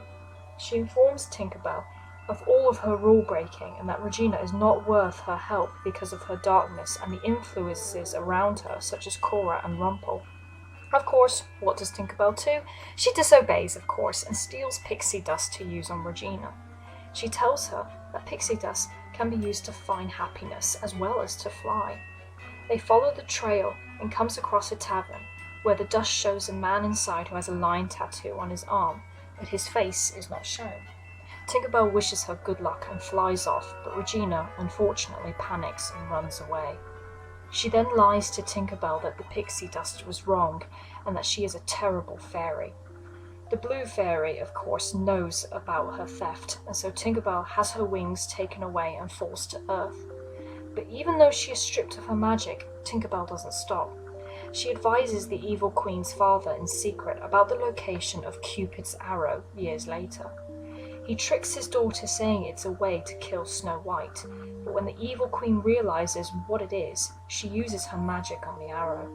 How Cupid's arrow works is once you release it from its bow, it travels to your true love. Tinkerbell believes the arrow would help Regina find the man with the lion tattoo, but instead the evil queen uses it to find the person she hates most. Eventually, Tinkerbell ends up in Neverland, becoming an ally for Peter Pan for reasons we don't know. It could be because she's lost faith and belief in happy endings, and maybe she has a tiny little amount for hope for Peter because of what he's searching for. Or maybe it's because Neverland is a place of childhood imagination, and so maybe because of her childish beliefs she thinks she fits in, but who knows. What we do know from her story is that she remains supportive and hopeful on someone who many regarded as too far gone. And even though she was stripped of her wings, she, in my opinion, showed definite signs of a fairy godmother.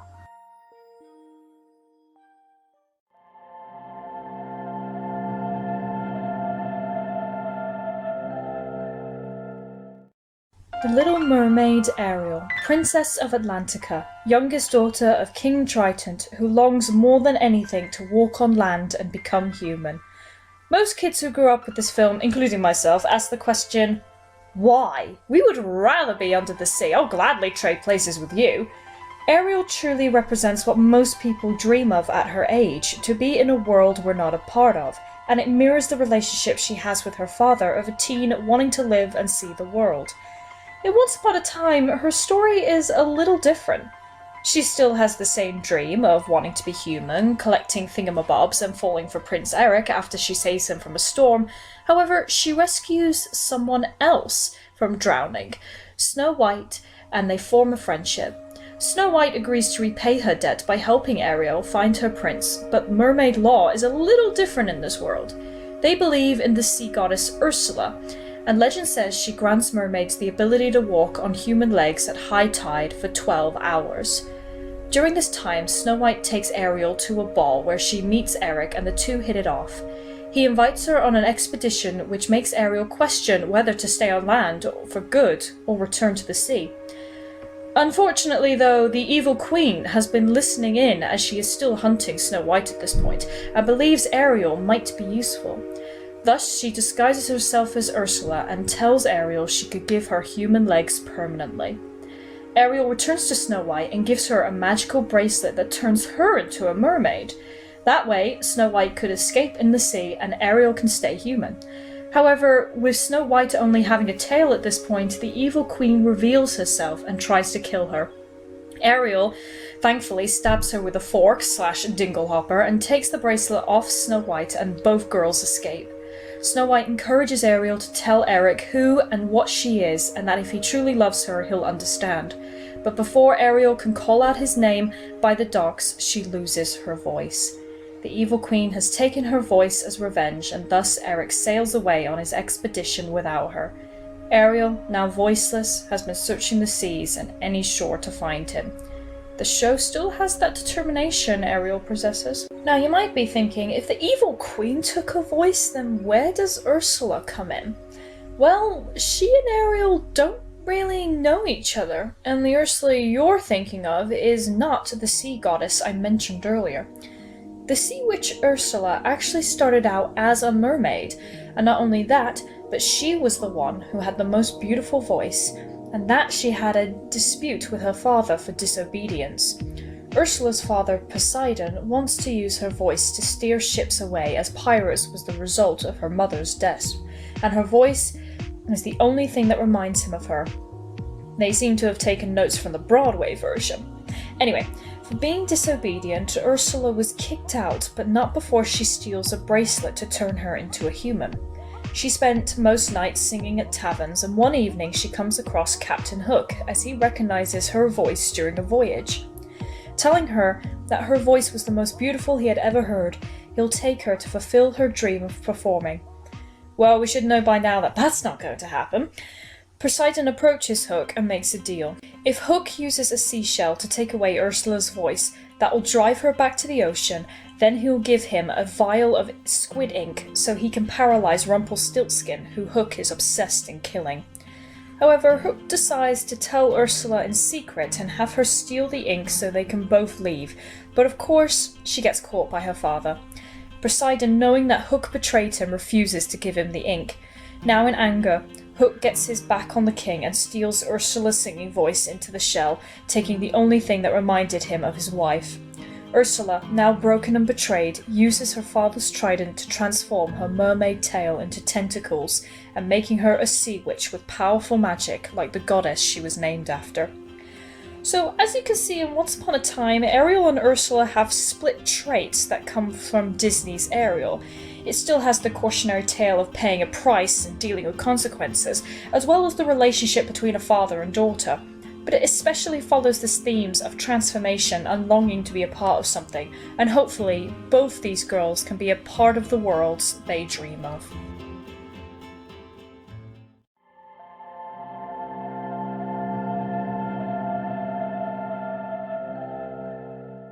Sleeping Beauty, known for its unique animation, music from the Tchaikovsky ballet, and one of the best, if not the best, Disney villains ever. However, if there is any criticism with the movie, most people would turn to the main leads being bland and boring, and while I do agree with this, the rest of the movie is so good that it does make up for it. Well, in Once Upon a Time, they keep that tradition of Maleficent being far more interesting than Aurora and Philip, as she is one of the evil queen's inspirations. Getting frustrated by her lessons with Rumpelstiltskin, stumbles upon Maleficent's spellbook. Rumpelstiltskin advises her that such skill requires time, but sends her to see Maleficent's palace. Along the way, Regina comes across a tree in flames, and this is just an example of Maleficent's power. Her dragon fire, as well as her anger, has caused this tree to burn forevermore. So, no wonder Regina wants to learn from the mistress of all evil. Well, the problem is, Maleficent has become depressed and hasn't transformed into a dragon since her first defeat using a sleeping curse on Briar Rose, but was broken from True Love's kiss. However, Regina tells her that Briar Rose's daughter is about to be married and believes this is the opportune time for Maleficent to become the dragon once more. Unfortunately, Maleficent's powers fails on her as she tries to channel them and is captured by King Stefan and his guards. Regina tries to fight back with a fireball, but her magic starts to fail too. Maleficent uses her anger once more and finally transforms into a dragon. Feeling more motivated and in control, she and Regina go to visit Briar Rose's daughter, the Princess Aurora. Yes, it turns out Aurora's mother's name is Briar Rose. Guess it explains why the three good fairies named Aurora that in the film, but anyway. Maleficent uses the sleeping curse on Aurora, but what about Prince Philip, since True Love's kiss breaks the spell? Well, actually, it is Belle who discovers what happened to him as she goes on her own journey. Remember when I had to leave a gap in her profile? Well, this is the adventure I was talking about.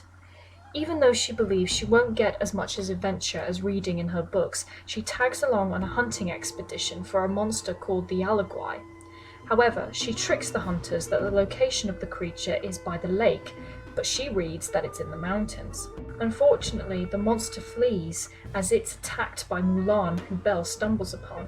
They both end up luring the Yalaguai into a nearby village. However, when it is close to being killed, Belle sees the monster using its claw to write, "Save me." Belle uses fairy dust she was given by her friend Dreamy on the Uruguay, and it transforms into Prince Philip. That's how Maleficent took care of him.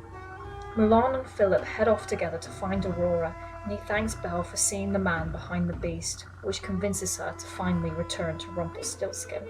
So quite a few characters intertwined there, but even though we know Philip is going to find Aurora, not all is over with their story. Not even Maleficent. But I'd rather keep that a secret. As Philip states, there is a man behind the beast. Maybe there is a woman behind the dragon.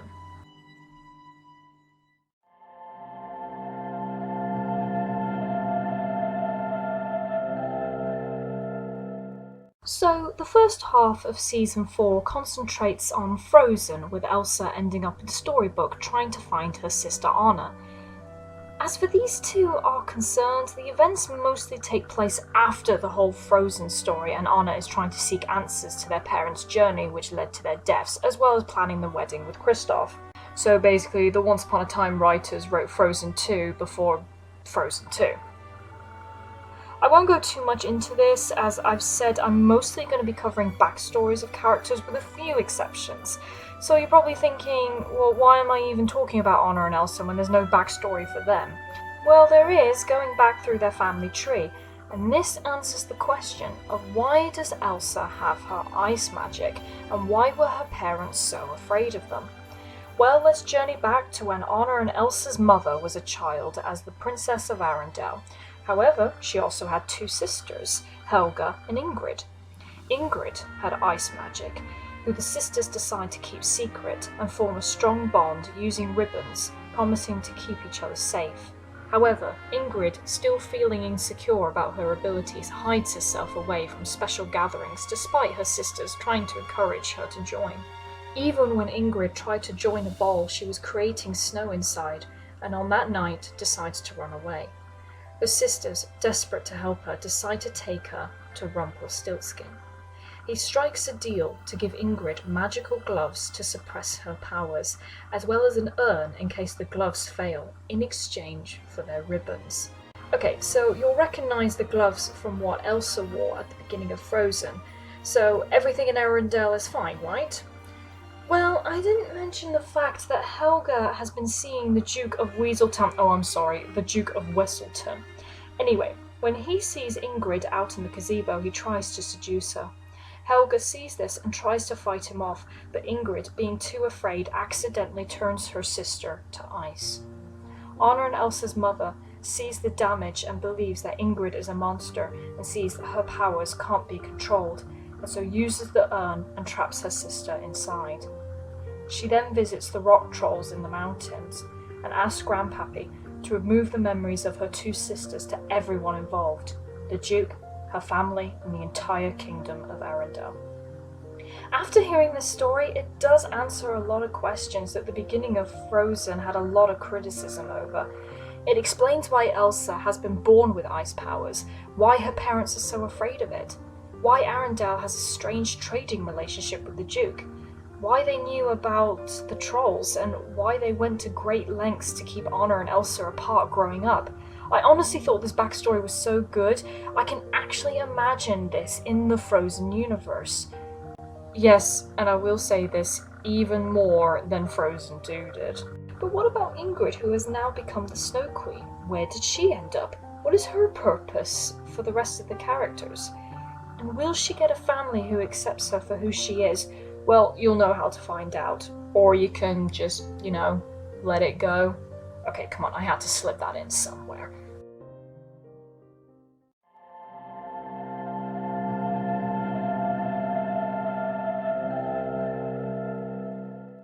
What does it take to be a true hero and go the distance? This is the journey that Hercules goes through in both the movie and in some cases Once Upon a Time. During his quest to become a true hero in the movie, to return home to Mount Olympus with the gods, he comes across a girl named Megara, or Meg, who becomes the main love interest, and Hades, Lord of the Underworld. Hades hates being stuck with the responsibility of watching over the dead Zeus had bestowed upon him, and tries to take over using titans. Meg, on the other hand, is unfortunately stuck serving Hades, as she had sold her soul in order to save her boyfriend's life, only to be heartbroken shortly afterwards. The only thing that would destroy Hades of taking over the world is Hercules, and so he uses Meg to help prevent him from being able to save the gods.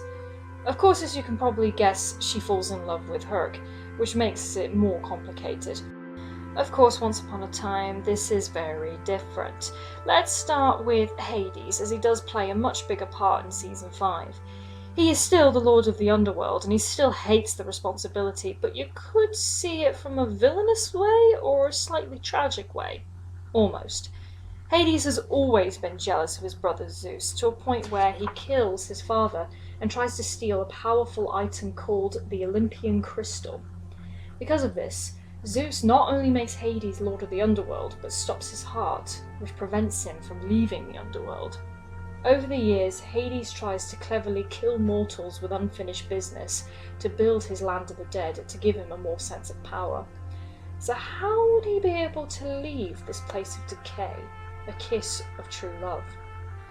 This opportunity arises when he wants to help Selena, the Wicked Witch of the West, find Dorothy to gather ingredients to time travel. However, it appears he's smitten with her and claims he loves her. Fast forward to when Emma and the gang travel to the underworld, and he realises that Selena is with them. He confronts her and tells her that he tried to make the underworld look like Storybrooke for her. The question is though, does he really love her, or is this just a way to get out and seize power? So where does Hercules and Meg fit into all of this?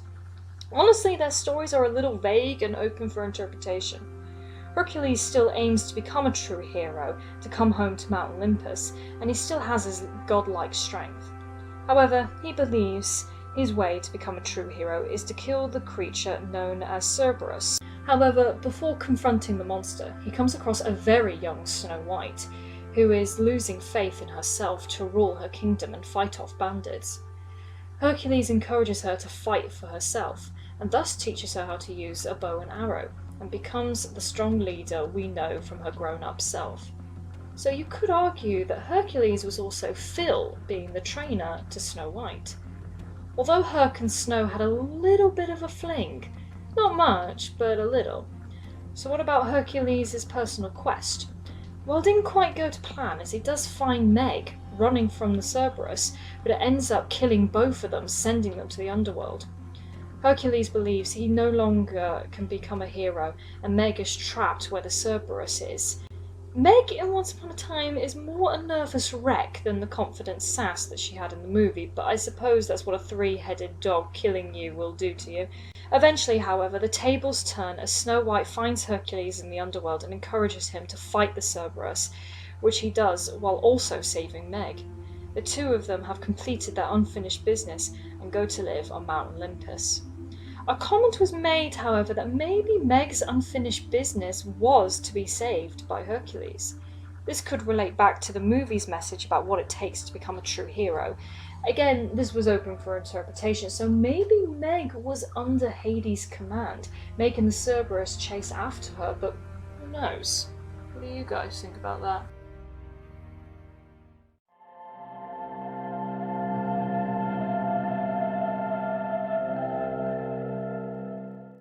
Cruella DeVil is one of the most well-known villains in Disney, from her striking design to her over-the-top personality, but I think what makes her earn the name Cruella DeVil is her goal in 101 Dalmatians, wanting to make dog skin coats.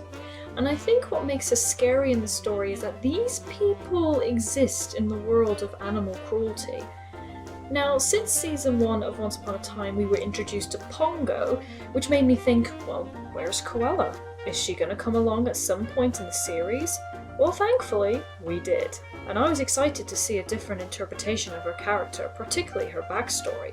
We are in the 1920s in London, where we see Cruella's mother has mistreated her throughout her childhood and early adulthood by locking her in the attic, never lets her have any fun, including just listening to the radio.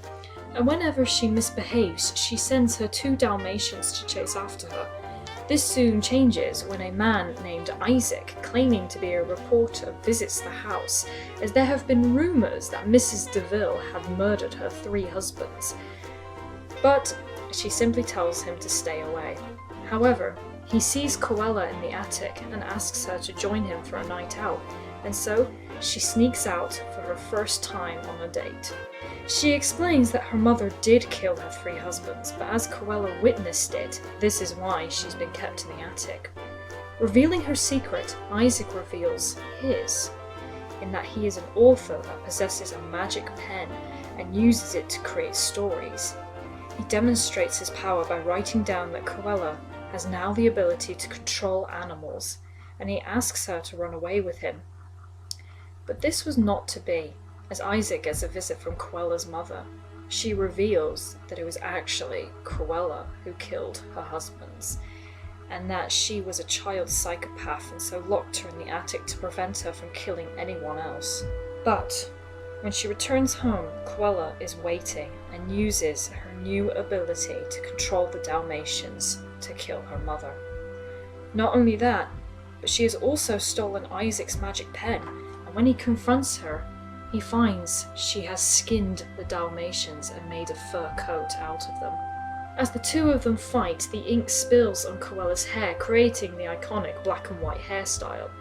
As she is about to kill him with a gun, Isaac uses the pen and writes down that Cruella cannot kill anyone and leaves her. I must admit, this was probably one of the more disturbing backstories, not only learning about the murders, but also that we see this Cruella in this world accomplishes what the Cruella in the original story tried to do, making a fur coat out of Dalmatian skin. Yikes. Well, at least we know she still remains scary in this version, and as her song says, if she doesn't scare you, no evil thing will.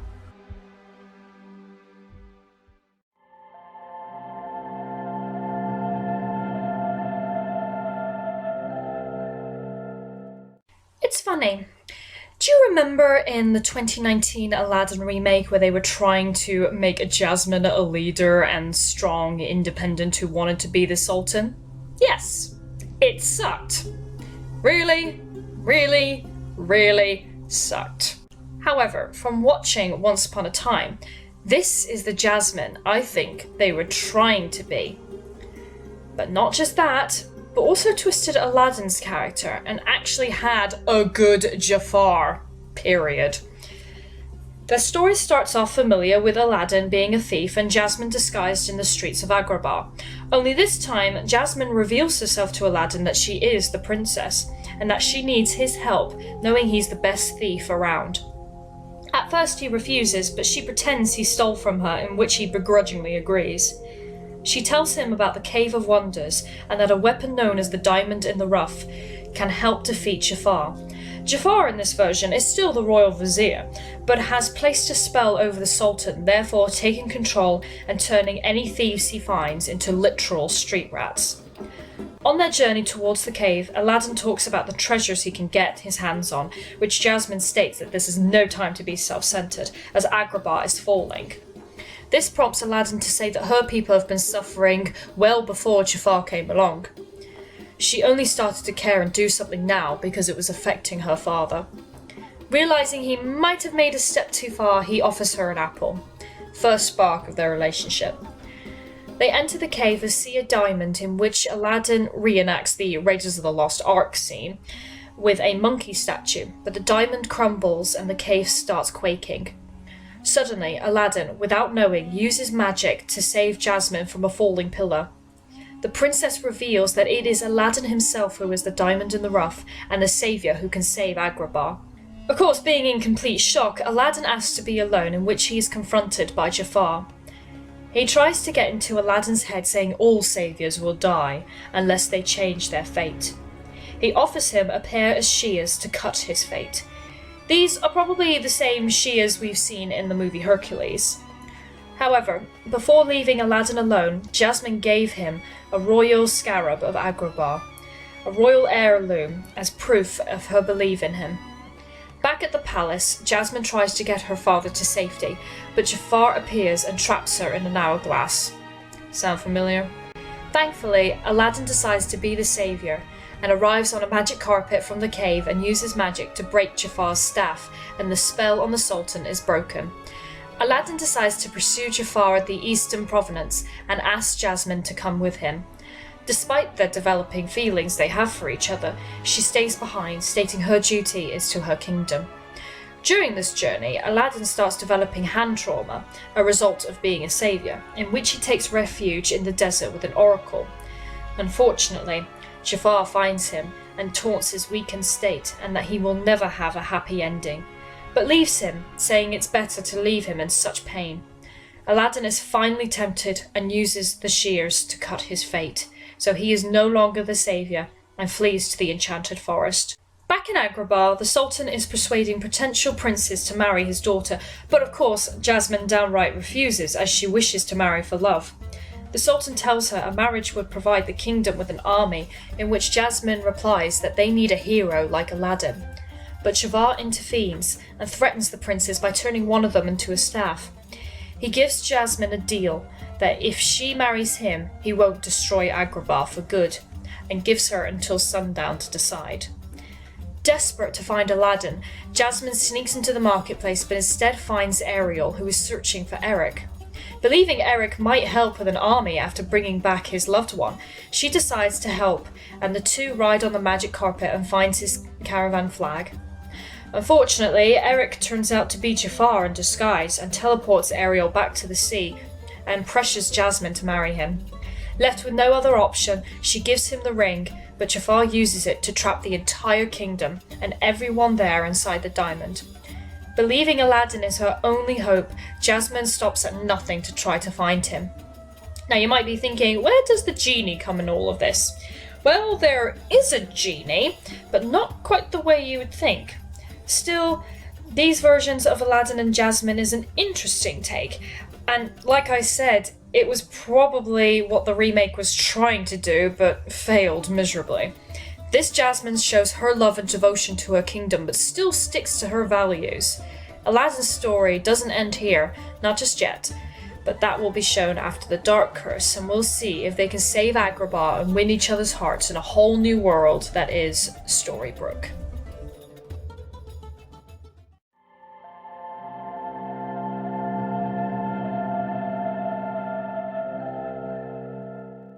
The well-known red-haired Scottish princess Pixar released, and the only Pixar character Once Upon a Time introduces, although I guess it makes sense since she is a princess. However, what was interesting about Merida's story is what happens after the Brave story. Much like Pinocchio, we see what the story impacts Merida in the future, and this is kind of what I wanted from the film. We actually see Merida trying to be a ruler, taking inspiration from her father's warrior approach, but also her mother's diplomatic approach. At this point in time, there are southern enemies, and the clans Macintosh, McGovern, and Dingwall join Danbrook for battle. However, they don't take her seriously as she's a woman, but she of course ignores their commands. Her father, Fergus, persuades her to hire a tutor, but Merida ends up dueling with a nearby soldier to prove her capability. This soldier turns out to be Mulan, who instructs her to duel, but how to be a warrior. Merida still seeks advice from her father, as one thing that worries her is how to earn respect from the other clans, especially as they judge her for being a woman. Her father says that if they know you would sacrifice yourself for the same reason they would, you would prove yourself. One day, as Merida is training with Mulan, she hears a horn blow signaling an attack. She realizes that her father was trying to keep her away from the battlefield, in which she rushes towards and sees a knight aiming to attack him. Merida aims her arrow towards the knight, but it only rips his cloak, and so witnesses her father getting killed. If that was bad enough, the clan loses all faith in her. Not only that, but because she refused the sons from each clan for marriage, believing that she is unfit to rule. They rebel and kidnaps her 3 younger brothers and exiles her mother. So now, Merida is on a quest to find her brothers and prove that she would be a great queen. Again, I sort of wish they could have covered something like this in the film. Granted, there were moments, but Once Upon a Time really made it feel like she had to prove herself. But is she able to? That's the question.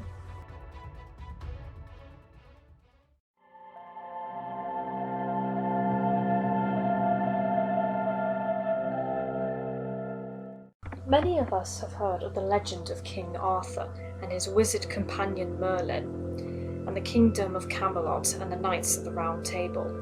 However, in Disney's take of Arthur, they focus on his childhood in The Sword and the Stone, where he is taught by Merlin and has many adventures learning life lessons.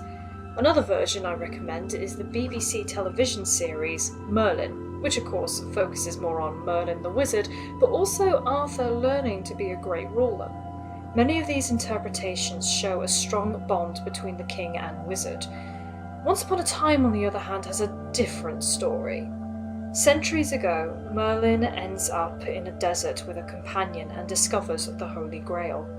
Merlin's friend is tempted and drinks from the cup that ends up becoming dust.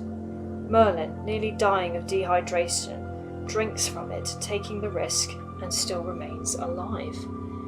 Not only that, but becomes immortal and is given strong magical powers in which he uses to transform the desert into grass. We now jump centuries later, 500 years later to be exact, in which Merlin has become a healer. He creates a magical hat that absorbs magic and hires a young boy as an apprentice. This, of course, is a little nod to the famous Fantasia segment of The Sorcerer's Apprentice starring Mickey Mouse, to the point where this young boy wears a long red robe. One day, Merlin is visited by a young woman named Nimue. Her request is to plant flowers known as Middle Mist. The flower always grew in her village, but she recently escaped as a warlock named Vortigern killed all the residents there. Merlin uses his magic to have the flowers bloom in an instant, and the two fall in love. As much as he would love to be with her, there's only one thing that pulls him back: his immortality. Nimue will age and die, but nothing will happen to Merlin. But he is willing to sacrifice his magic in order to marry her. He tells Nimue of a powerful source known as the first spark of mankind's original fire. With this and the Holy Grail, he will be able to have his magic taken away. On this journey, the two come across Nimue's destroyed village. Unfortunately, she can never let go of her hatred for Vortigern, and begs Merlin to use his magic to destroy him. Merlin says he will not use dark magic and will never kill. Thankfully, they reach the fire, and Merlin creates a sword, but Vortigern appears and holds Nimue hostage to get hold of the sword himself. Nimue tries to break free, but is stabbed. But as Vortigern tries to kill Merlin, his heart is ripped out by Nimue. It turns out she had secretly drank from the Holy Grail to make herself immortal. Merlin begs for her not to become dark, but she crushes Vortigern's heart. She transforms with a horrible appearance, and to make sure Merlin doesn't use the sword to take away her magic, she smashes it. Merlin uses the tip of the sword and fashions it into a dagger and binds Nimue to it, creating the very first Dark One, which will eventually happen to Rumpelstilskin. For the remaining part of the sword, Merlin places it in a stone, creating the Sword in the Stone. The Dark One is bound to the dagger, and anyone who possesses it can control the Dark One, and so Merlin tries to summon Nimue and tries to kill her, but can't bring himself to do it. Nimue manages to take the dagger from him and turns Merlin into a tree. Years and years go by, where Merlin, still stuck inside the tree, is visited by a young boy named Arthur, and tries to tell him that one day he will be king of Camelot, and that he will pull the sword from the stone. Arthur tells his closest friend Guinevere about the prophecy and promises her that she will be his queen. However, Arthur gets teased and bullied by Kay, saying that an orphan like Arthur would never be king, and even so, Camelot is an embarrassment for a kingdom. Now grown up, Arthur seeks the sword in the stone along with Lancelot and Percival, but is outrun by Sir Kay. However, when Kay tries to pull the sword, he turns to ash, almost mirroring the scene with Merlin and the Holy Grail. Arthur successfully pulls the sword from the stone, but of course, a piece is missing. He keeps this a secret and returns saying he is king. However, he does tell Guinevere the truth and that he must find the remaining piece. After setting up the round table with Lancelot and Percival as knights, Arthur discovers the missing part is the Dark One's dagger and begins to search. However, during his quest, Guinevere becomes neglected, but Lancelot seems to be giving her more attention and she starts falling for him. Eventually, she confronts Arthur that all she ever wanted was him and that he must choose what is more important, her or the kingdom. Arthur, realizing that if she leaves him, she will go with Lancelot, but still wanting to be king, he uses magical sand that Guinevere had, possibly coming from Agrabah, I'm not quite sure, which makes her completely devoted to him. He also uses the sand to turn his tower into a castle, making Camelot into an illusional kingdom. What will it take to fix this broken kingdom and a broken king? Can Arthur prove he is the true king and fulfill Merlin's prophecy? And will Merlin be set free? It might take another realm to help them, but there will be darkness for Excalibur to become whole again.